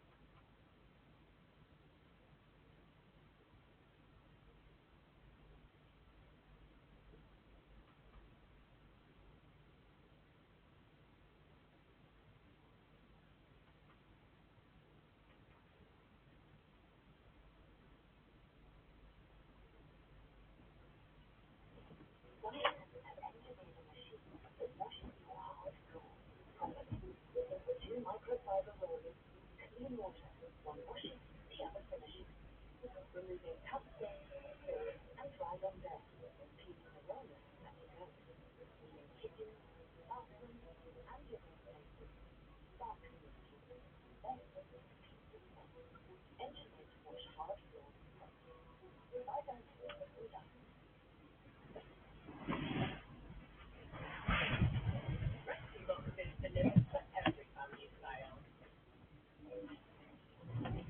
Hello, Anderson. Hello, Beanie Black. Hello, Finn. Hello, Sherlock. Hello, Burnside. Hello, Happy Family. Hello, Kelly. Hello, Natalie. Hello, Fred. Hello, Dinner.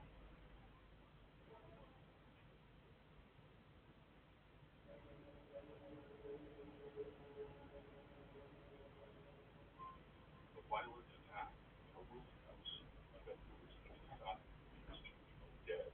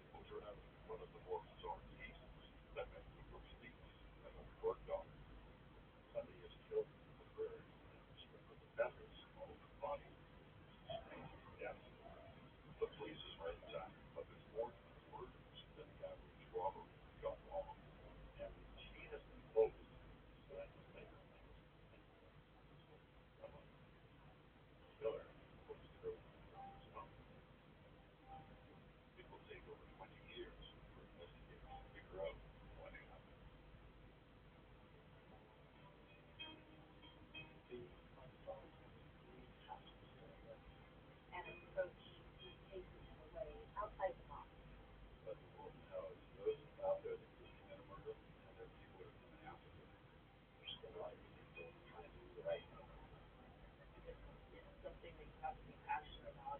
So actually makes it exciting lately too. Just doing my job.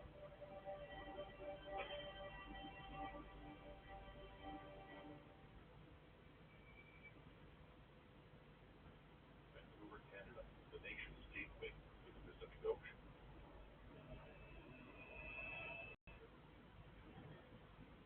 On November 12th, 1980, a man named Johnny false police committed a murder at a rooming house on Gateway Street.